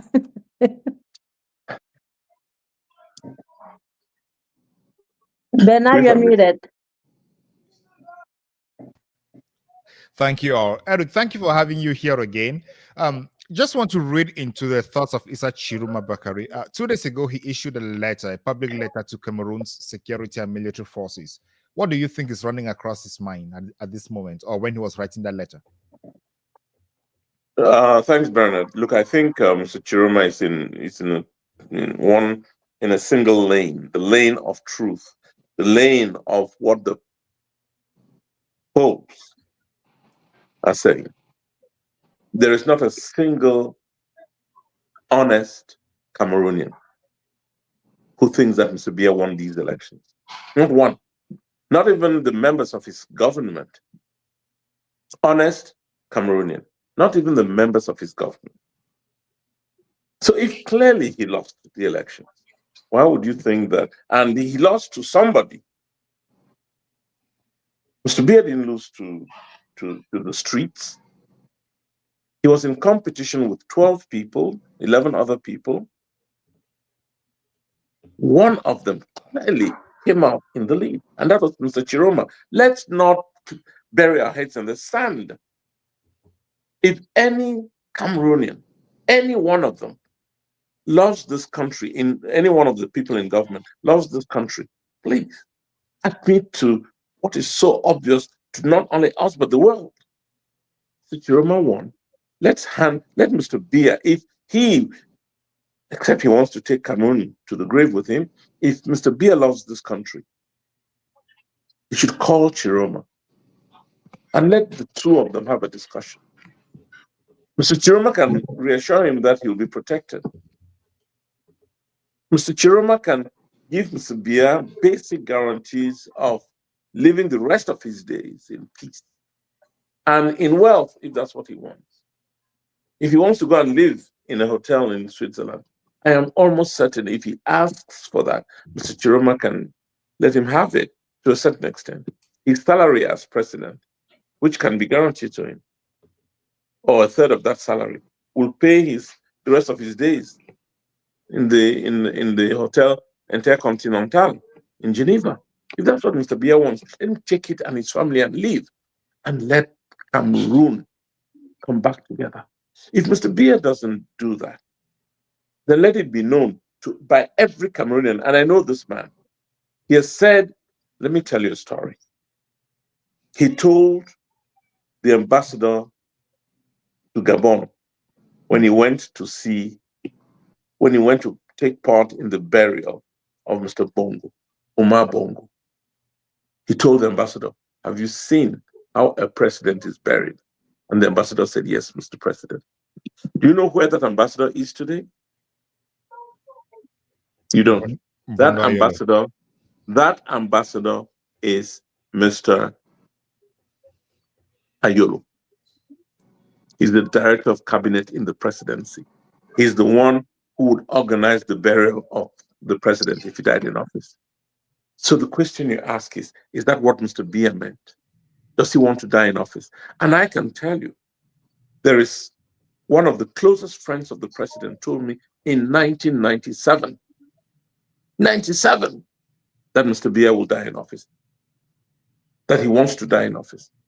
This guy, So, just something to help you on that. So, are you saying that Mr. Biya was just like, I don't want to say that word, it can be hurtful. Like, he was not saying like the truth when on that day of the October 12th, he said, I remember when then we were talking about it, that I don't want to put any project up when I'm not sure that I can be elected. Like, so what is happening now? So now we are saying that he's supposed to be calling Mr. Tchiroma. So if it's not calling until now, so what just like a word from politics, and then does it know that he might not have won the election? So in your point of view, what's going on?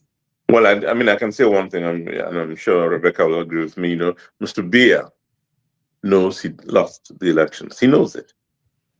We've seen reports going to him from a number of sources. We have someone in-house who's been monitoring this. So we know he knows he lost the elections. The only thing Mr. Biya is counting on now is that the people who are in charge of the process want to keep it as it is, the status quo. They want to maintain it.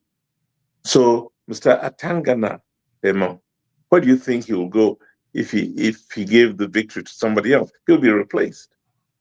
He doesn't want that. The folks in Elekam, they don't have to be replaced, but they might be replaced. So they all know Mr. Biya has one thing I can give this president is he studied the mindset, the mentality of Cameroonians, and he's played on it every day. Mr. B has never gone to work to think about the future of Cameroon. The president goes to work most days trying to understand who is where and what are they looking at. And Mr. Atanganji comes at 2 o'clock in the morning with reports on what everybody is saying, and others. We know this. So Mr. Bia has been more interested in ragot is the word in French, about people. Yeah. That's what he's been most interested in. They can control them, not the future of this country. It is time, Cameroonians. Young people, if you want a future, it is time to demand that this country serve you. That this country.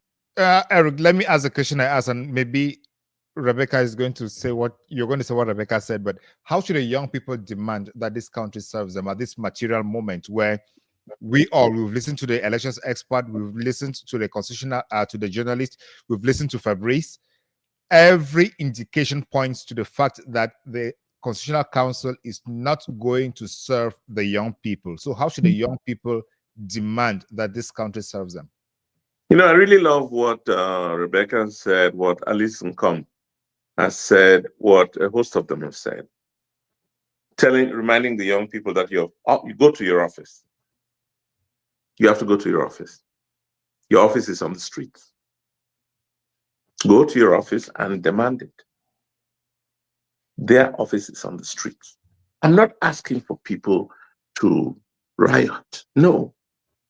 Go for, maybe a peaceful march. Prepare your placards and say, we want change. We want the outcome of these elections to be declared. We know that.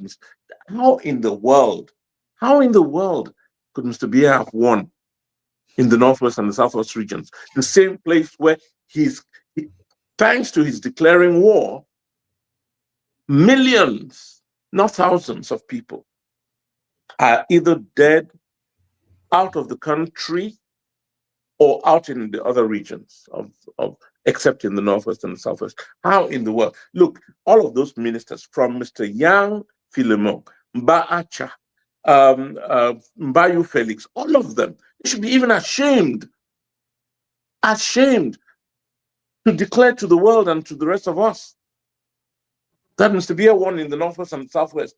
That you come and you kill, or you create the circumstances for the death of my cousin, and the mothers and the brothers and the sisters of people, and then they come out and elect you.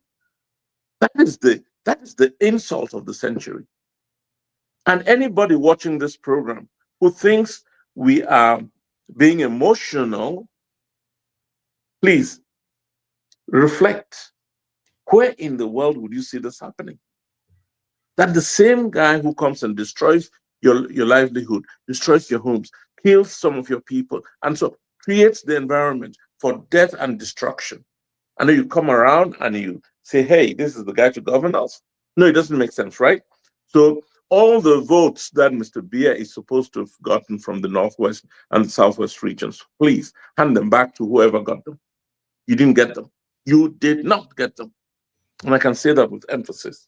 So yeah, I don't know if I answered your question, but we've got to rethink a lot of things. And we want to save Cameroon. We want our country to serve all of us. There are lots of us, hundreds of thousands of Cameroonians in the diaspora who want to come back and invest in that country to make a difference.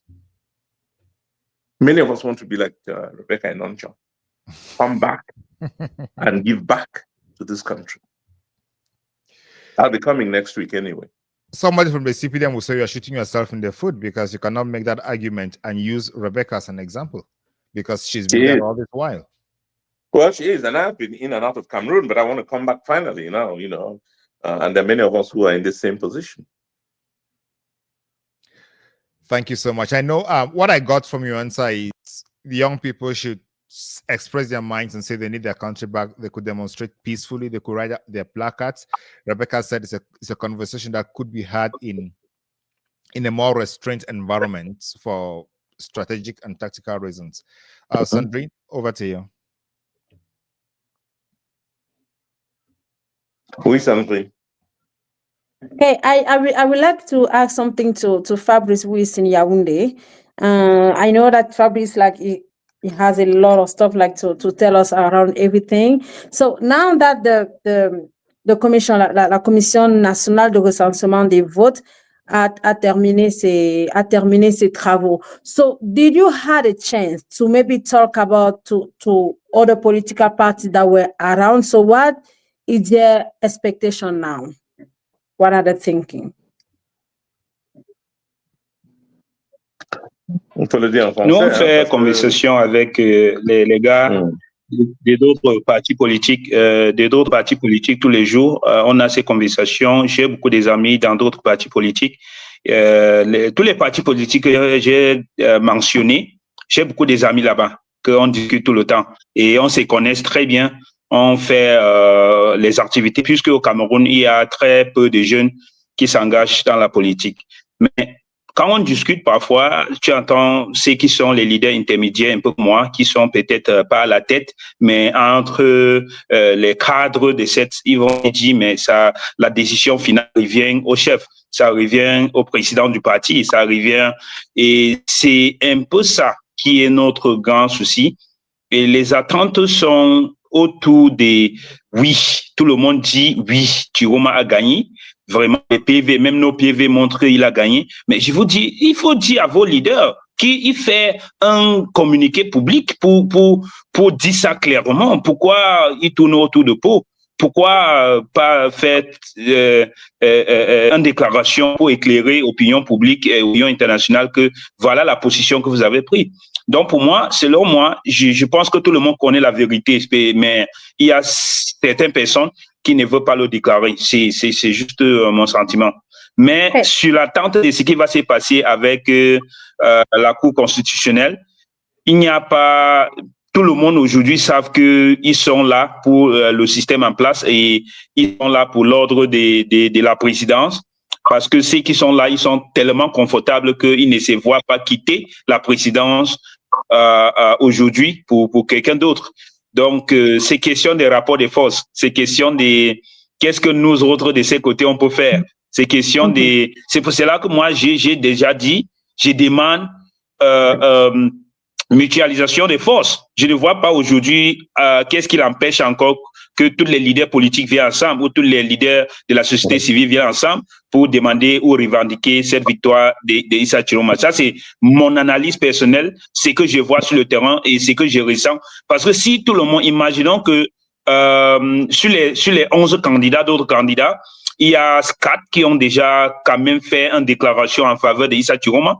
Donc, toutes ces 4 continuer à travailler, établir peut-être une commission des lobbying des autres candidats et peut-être certains leaders d'opinion et leaders politiques pour dire que, OK, on va donc faire un communiqué conjoint, un communiqué commun pour demander que, OK, voilà le conduit à tenir, voilà ce qu'on va faire dans les prochains jours en ce qui concerne cette victoire de notre camarade ou notre homologue qui a gagné les élections. Ça, c'est pour moi la logique à suivre.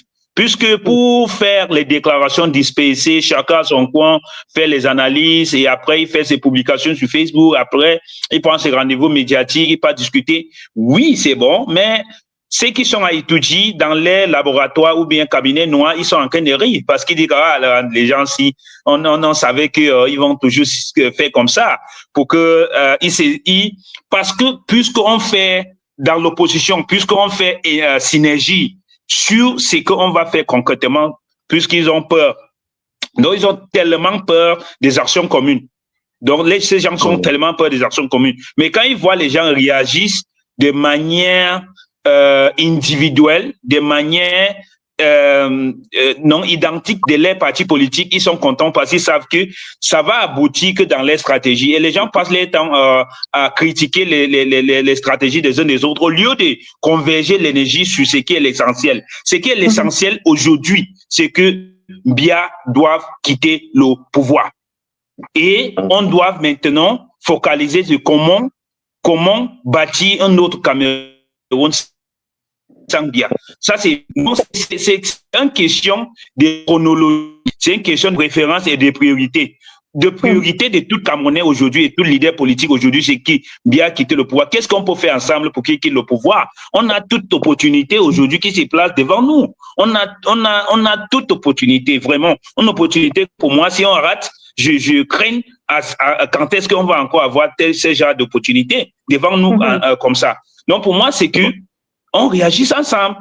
Les sentiments des uns des autres n'est pas vraiment ce qui est plus important. Ce qui est plus important, c'est que nous, on définit nos priorités et on agisse vers là. Merci Fabrice. J'allais justement m'interroger avec Rebecca. Est-ce que la position de l'opposition au Cameroun aujourd'hui ne fragilise pas l'intention réelle de changement? Parce que depuis avant les élections, depuis plusieurs années, on entend l'opposition crier, oh, il faut un changement, il faut changer le système en place, il faut que M. Biya soit dégagé du palais, il faut, mais lorsque vient le moment de se mettre ensemble pour le faire, l'opposition a disparu, on avance de façon dispersée. Pendant la campagne électorale, il y a eu beaucoup de semaines à discuter sur la coalition. Pour finir, il n'y a pas eu de coalition. Même après les élections, on en est encore là. Fabrice parlait de 4 partis politiques qui ont fait des communiqués, mais j'ai envie de dire que c'était des communiqués qui n'étaient pas si affirmatifs que cela. C'était de, OK, il faut que ou bien que les institutions respectent la voix du peuple. On sait que les résultats ne nous ont pas été favorables. Beaucoup de phrases, mais qui ne sont pas allées jusqu'à l'essentiel. Dernier cas encore, il y a hier ou 2 jours, Monsieur Issa, qui est représentant du FSNC, a quitté la salle des travaux au niveau de la Commission nationale de recensement des votes. Il y avait les 10 autres partis politiques de l'opposition sur place. Qu'est-ce qui manque? Qu'est-ce qu'il faut? Est-ce que ce n'est pas ce jeu de l'opposition qui fait que le pouvoir continue de se dire on a encore toutes les cartes dans nos mains et manipule les autres pour continuer à être là? So you remember when we had le grand débat? Remember the grand débat? You remember how desperate we were to get that coalition going? Yes. Do you now understand how irrelevant all of those parties are in the election? In other words, the people I disagree with you is that there has been a coalition. It's a coalition of the people. Yeah. It's not a coalition of the parties. We don't care about what the parties want anymore. We're not waiting for them. Nobody should wait for those political parties or the leaders to come and all of a sudden wake up and decide that, oh, it's true. We should get together. They won't do it. We saw it during the election. And what happened is the people sent them an incredibly strong message that some of them till now don't want to listen to. We want a vote utile. We want all of us to follow one candidate because we want to win. And the numbers for the other we're not even talking about the other candidates and the results. They're astoundingly terrible. The message that the people have sent to those parties is, you are now irrelevant. Where you had an opportunity to do something for your nation, you decided to betray us. You decided to betray our trust. You decided to betray our all the efforts and the energy we put into supporting you. And you know what? We're moving on. We've moved on. We've made a decision and we're moving on. And so we need to make sure that we do not wait for political parties, including that of Mr. Tchiroma. In other words, we, the people, it is our victory. We need to decide together, and as I said, in a more closed setting, what we will do to ensure our victory. And we're not waiting for any political leader to help us. We're not looking for any of them to support us. We need to do it because it's the right thing to do. It's our destiny. They have their political calculations that they do, and they don't want to this, and I don't care about them anymore. They've shown that they are irrelevant. The numbers, 0.something%, not even 1%, most of them. So why are we even talking about them? Why are we wasting our energy trying to convince people that they're irrelevant? So we So need that to just move on. that means we need to have some shares for the next election, for example. So that means we can't trust them anymore. I'm not talking about the next election. Okay. until we have secured this one. I'm not talking about it, right? Okay. We need to focus on securing our victory. And I don't want to hear any other conversation about any other election. We need to secure this one first. Once we have secured this victory, we can talk about everything we did right, everything we did wrong during this election, once we have power. But we need to make sure that that power that we fought for, that we actually, it's respected and that we are able to secure it. So in the meantime, I don't care about the political parties right now. We'll worry about them at another time. Right now, we need to take our destiny and focus on making sure that this particular election does not get stolen from us. Eric Chinjas, quel est votre point de vue? Comme se dit, ces partis politiques de l'opposition, finalement, on découvre leur jeu. C'est quoi leur jeu exact en ce moment-ci? C'est quoi votre opinion sur la question? Enfin, je suis très content que Rebecca ait dit ça en anglais pour que moi je puisse le dire en français. Pour tous ceux qui n'ont pas compris, nous ne comptons plus sur les partis politiques. Nous avons vu la limite de ces gens-là, leur limite. Il y a une poignée de gens qui dirigent nos partis politiques, mais qui ne savent pas. En fait, on se demande si ces gens s'intéressent à un pays qu'on appelle le Cameroun. C'est un groupe, ils n'ont pas... Moi, j'ai discuté avec la plupart de ces gens-là quand on était préoccupé par le fait d'avoir une coalition. Et je me suis rendu compte qu'aucun ne s'intéressait à l'idée d'une coalition. Ils le savent. Hein, ils le savent puisque je leur ai parlé. Etoudi, Ateki, Akeremuna, Bouba Bello, tout ce monde-là, je leur ai parlé de la coalition. Et ça ne les intéresse nullement. Donc, s'ils s'intéressaient à notre pays, le Cameroun, ils allaient quand même chercher à réunir, n'est-ce pas, leur programme politique et identifier la personne mieux placée pour porter ce programme. Il a fallu que ce soit les Camerounais, en leur grande majorité, qui imposent un candidat. Et ce candidat, c'est Issa Tchiroma. Et il a imposé pourquoi? Je crois que le groupe de Douala a aidé dans ce sens. Parce qu'ils ont identifié un programme.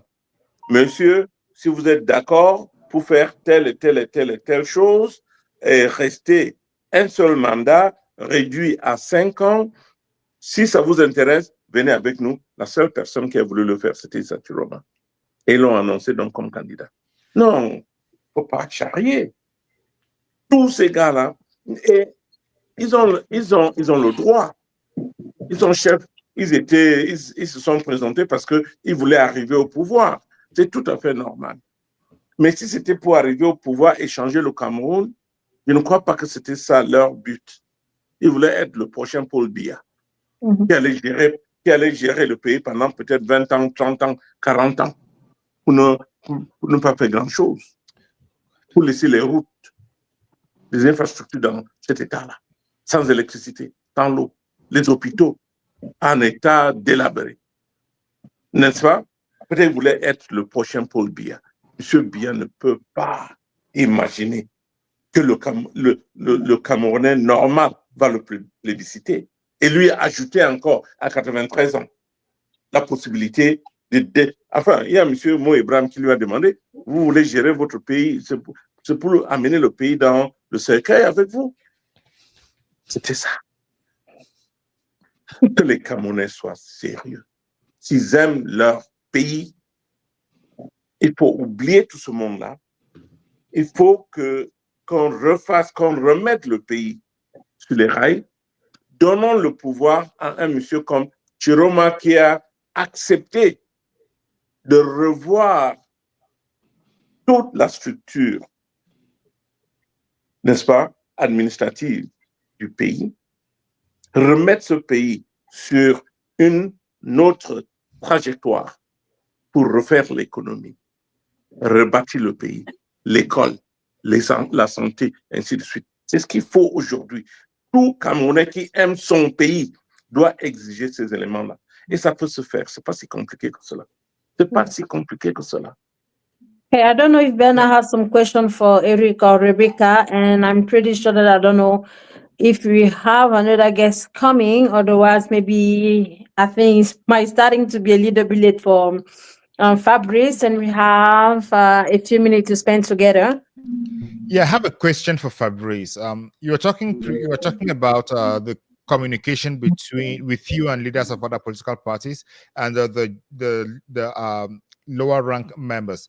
My question is, what has come out of Constitutional Council is definitely not what Cameroonians are expecting. And when you talk to them, to the junior ranking people of those political parties, are they ready to put forces together to join Tchiroma to defend his votes? Or in fact, what is the general sentiment around you in Yaoundé? Yeah, many of the young people with whom I discuss are ready to do that, but there are a lot of institutional constraints within political parties. So not every political party is flexible. Myself, I'm a product of such experience because I quite engaged in politics as far back as 2014. So I can tell the story of what it feels like as a young person to be in a political party, and then you want to raise a point that you're seeing it clear, but they say, "Hey, young man, keep quiet. You don't yet have the appropriate, I don't know whether it's profile or age or what, that will permit you to make your opinion count." So a lot of young people suffer that in our political landscape in the country.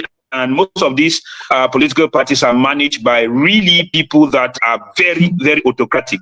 Very autocratic that once you are of a certain age bracket, your opinion don't really count, no matter how good the idea is, no matter how beautiful you present the idea. You see, so I understand what many young people who are intermediate leaders, those who are maybe managing strategic positions in the party, but not really the main figures in those parties go through. So I would say that many will definitely join if they don't see any consequence to their personal, maybe some kind of personal interest or things that might affect them by decision that their leaders can take.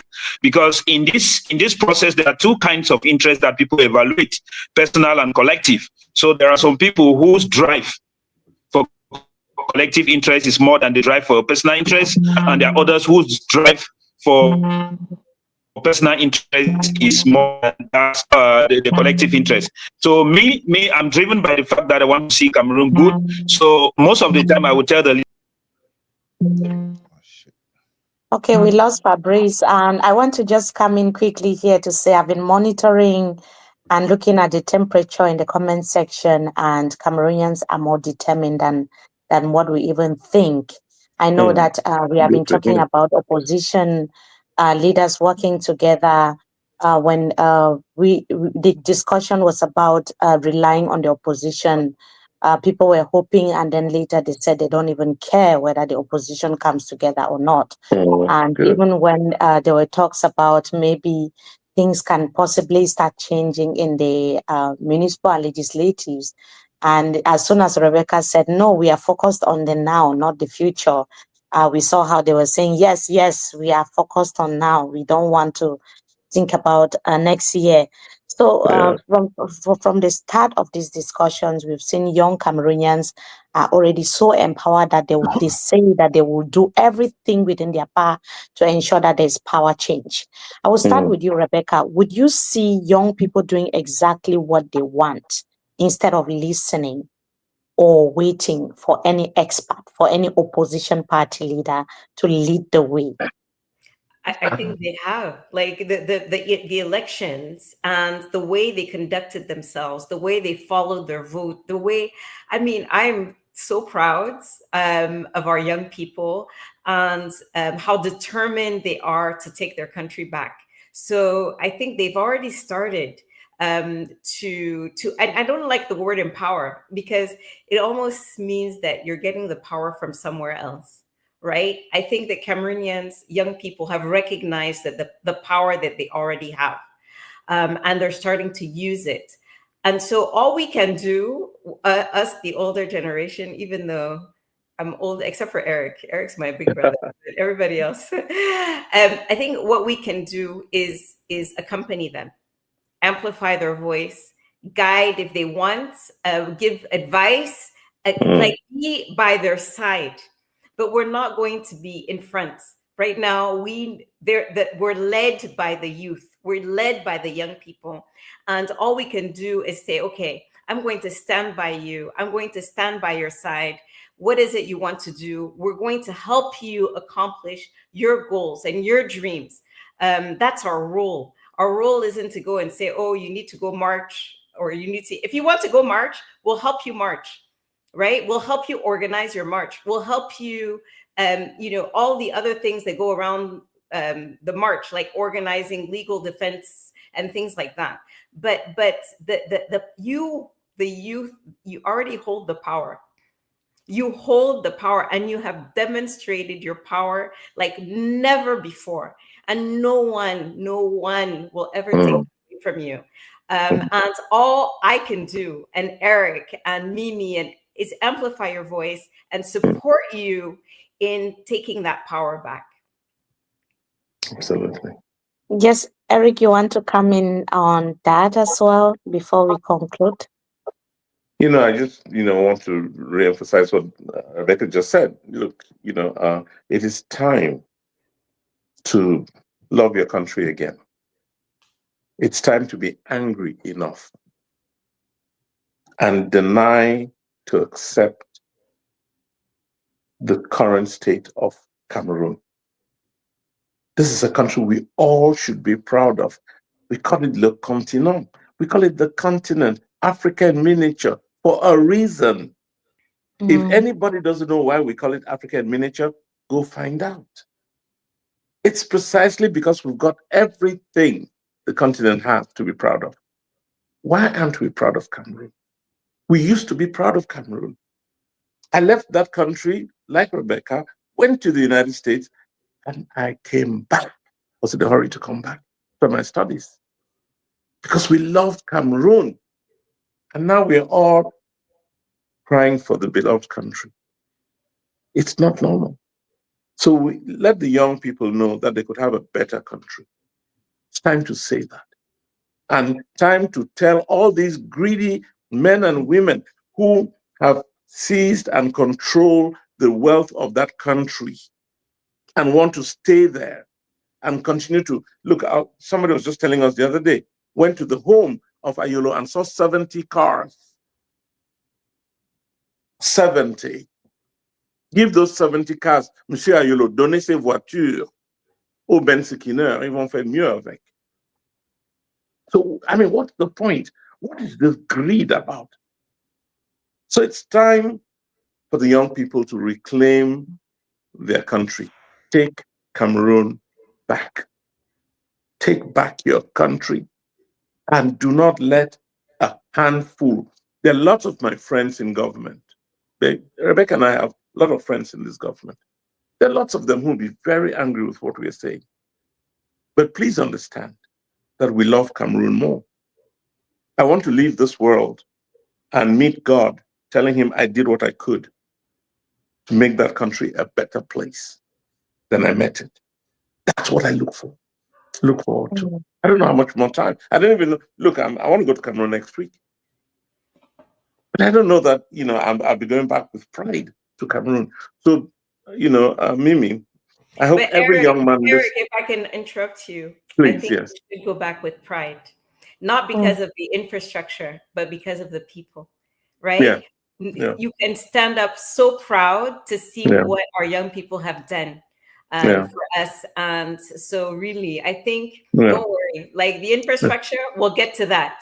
Yes, but the first thing is we can be so proud of what our people did on October 12th. No, yes, thank you. Just briefly before you conclude, Eric, there's one young man from Boya who wants to join us. Just briefly to say his mind before we conclude and and end the show. Technicians should be getting him on board.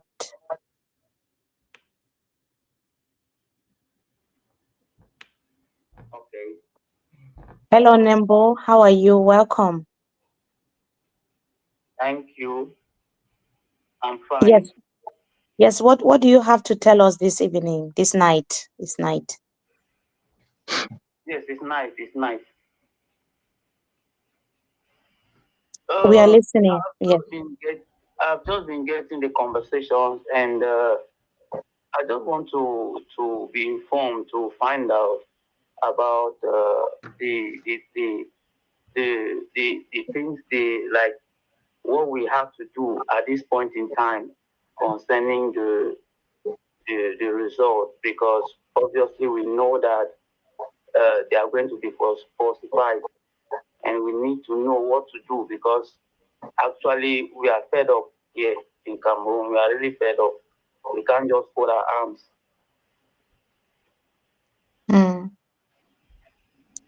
Eric, you want to respond, or maybe Rebecca? Yeah, I'll do, and then Rebecca can chime in. That's the reason we're appealing to the forces of law and order, to the police, to the military, to gendarmes. I'm sure you have brothers, sisters in, where you are. In the military, you have brothers and sisters and parents, and you must want the best for them. And do not let a handful, and this is my point, do not let a handful of men and women who want to protect their individual interests send you to go and do the dirty work for them. Please do not let that. If these elections were transparent and credible, they will not need the army to resolve them. They wouldn't. They only need the army because they want to protect a falsehood. They want to protect a big lie. And that big lie is that Mr. Biya deserves to be president of Cameroon again. It's a big lie. And they want the army to protect it. So every soldier, gendarme, police officer, customs, you name it, people who are called upon to protect the nation, please do not fall into that lie. Give this country a chance to regenerate, to rebuild, and to get back to where Cameroon should be as one of the leading nations on the African continent. Becky. So I would just say that I'm sure that there will be a national day of taking back our power, right? However, whatever form it takes, I'm sure that people are working on coordinating that right now. It might be before the Constitutional Council announcement, after. It doesn't really matter. Their schedule is their schedule. We're not on their schedule. We are on our schedule. And so I don't want everything to feel like it has to be tied to whatever calendar they've set for themselves, because it is for themselves. It's not for us. And so you, as long as we're united, as long as we go in hand, we'll overcome. I'm not worried. I'm so optimistic. This has been, and I remember election day, I was so optimistic, and even more so than most, right? Nobody believed that we could do this.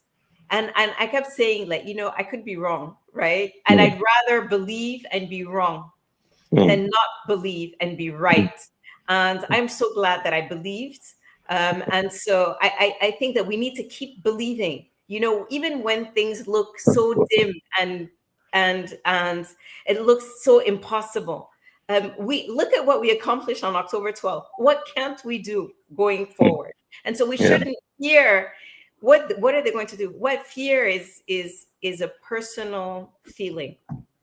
You decide if you want to feel that or not, right? Me, I have it. Maybe it's a natural thing. I don't get scared a lot, except for offending gods. But like I don't fear man, that much. And I don't think young people, you shouldn't be afraid, right? You have the power. Remember that you hold the power. They want to take it from you, but you have it. And so don't fear. That's the, our son from Boya. Just know that you're not alone. We're all accompanying you. We will walk by you. We will stand by you. We will support you throughout this period, but you own the power. Do we have another person who wants to I don't join? think so. Mr. Ebai, how are you? Do you want to say something before we go? Yes, Mimi, thank you very much. And I want to say good evening to everybody in the studio. I just want to say some few things that are happening here in Yaoundé, especially from what we are getting from behind the scene. Like initially, they had their plan B. Their plan B was supposed to be if maybe the people have to demonstrate for their rights, and they are planning to do a coup d'etat, which is being fabricated by them, like somebody do the coup d'etat, take the power, then still hand it over to the Ngongos, so they continue ruling the system. So I don't know how truthful it is, but I've gotten this news like 2 months ago, even before the elections. So I think that is what we too should be thinking of. What if this their plan B work? What are we going to do? Like, are we going to start trying to see our own plan B? I don't know, because everybody knows who is the winner of the election, and like I said, if maybe a close friend of mine who is working with the presidential guard told me this thing like 2 months ago, and now I'm also getting it from another police officer. So I don't know how true it is. That's all I wanted to share with you guys. Yeah, thank you. Eric, would you Merci. want to comment on rumors? You're muted. Moi, j'ai du mal parce que je pense pas qu'on what the s'attendait à Bangor ceci il y a said, quelques mois. we did hear that. We heard that prior to the elections, during the elections, and since, after the elections.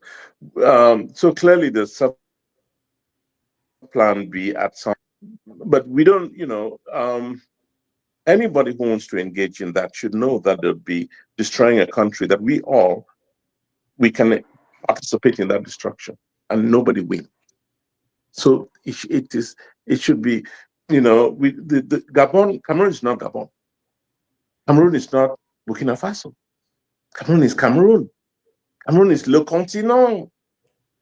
It's the African miniature. We should be setting the example.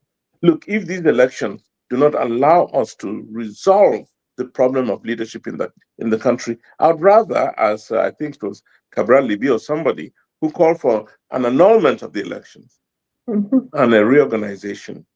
But something needs to, we need to take a process that allows us to get to the leadership we deserve.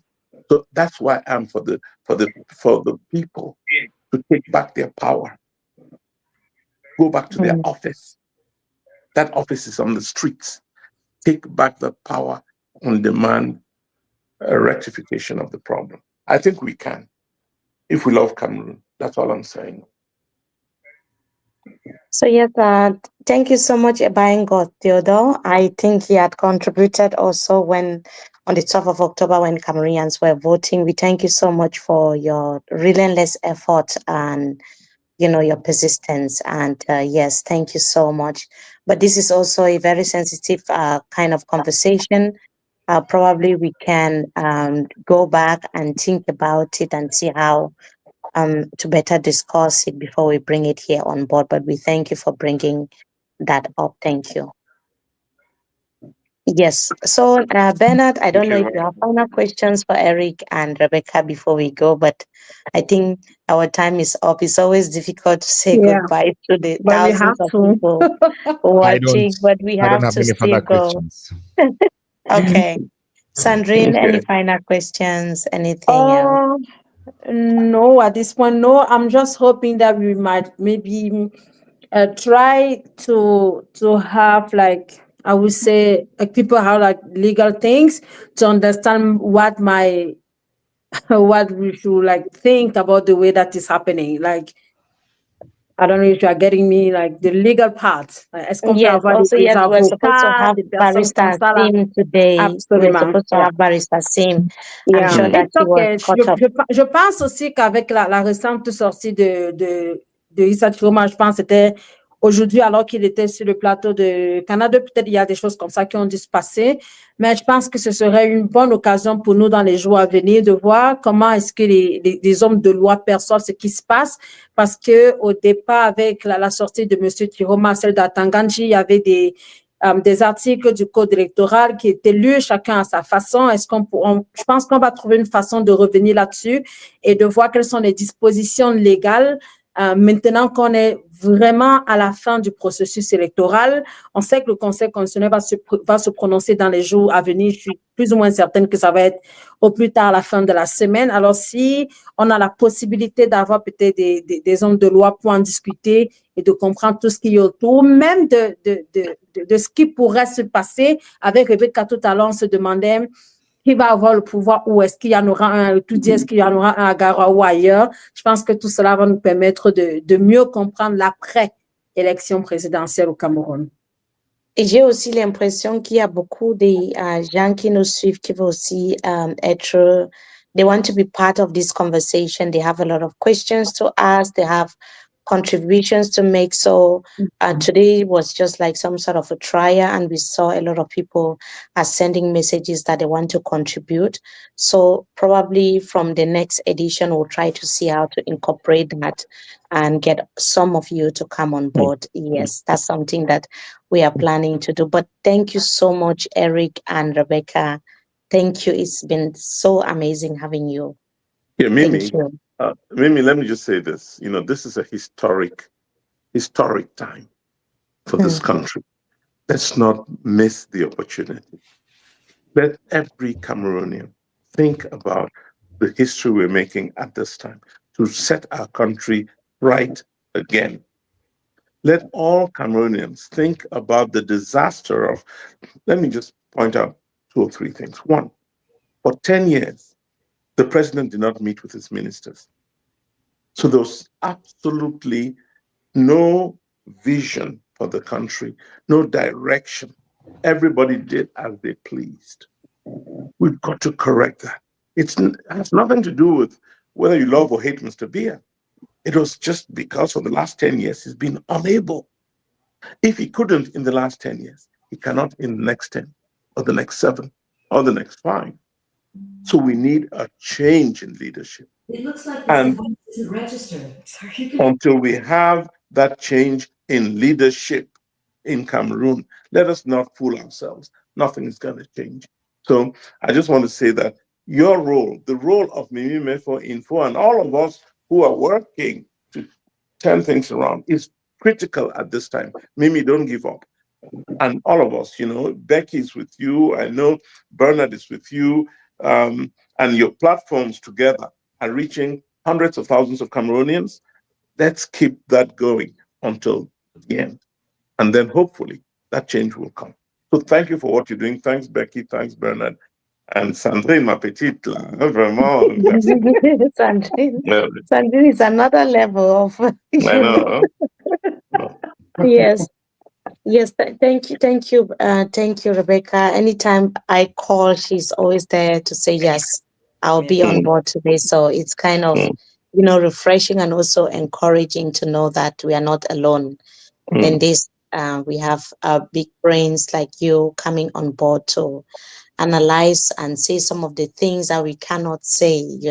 It's really encouraging, and Cameroonians, they like to listen to you because you, Rebecca, and Eric, you've got this very neutral perspectives. You've got, very objective way of looking at things, and you've been able to gain that credibility, not just in amongst Cameroonians at home, but Cameroonians abroad.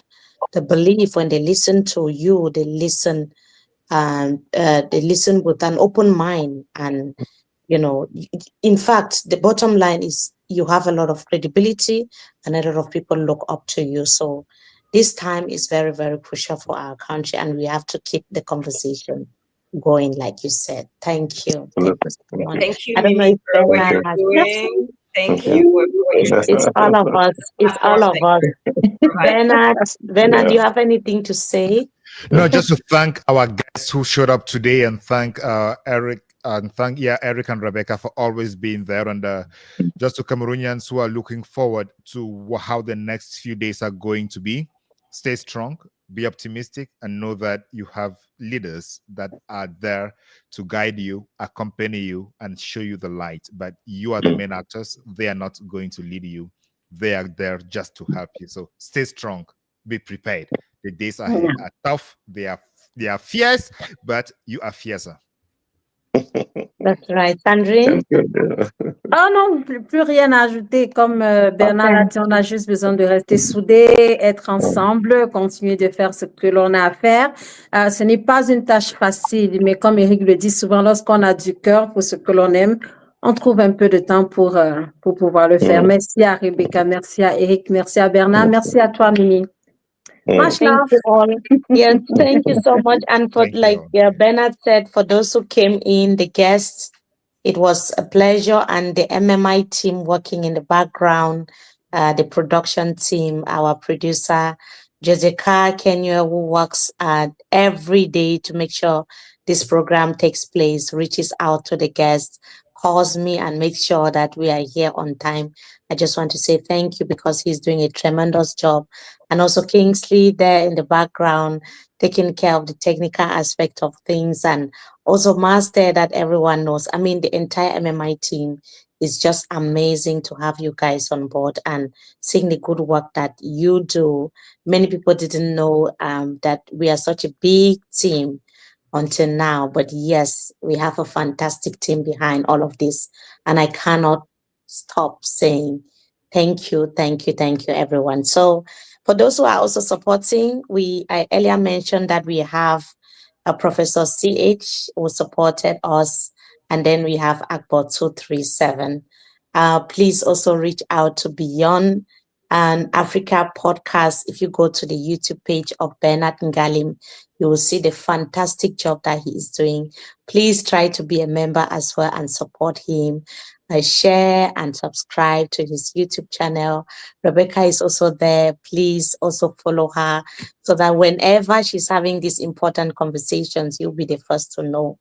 Sandrine is here. I've told Sandrine that she also needs a YouTube page because Okay, we will go there.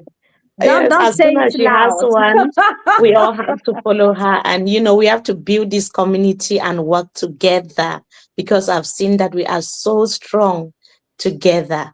From this election, we've seen the power of unity. Let's keep that fire burning. Let's never dim that light. And good night, everyone. Thank you all so much. Good night. Bye. Bye. Bye.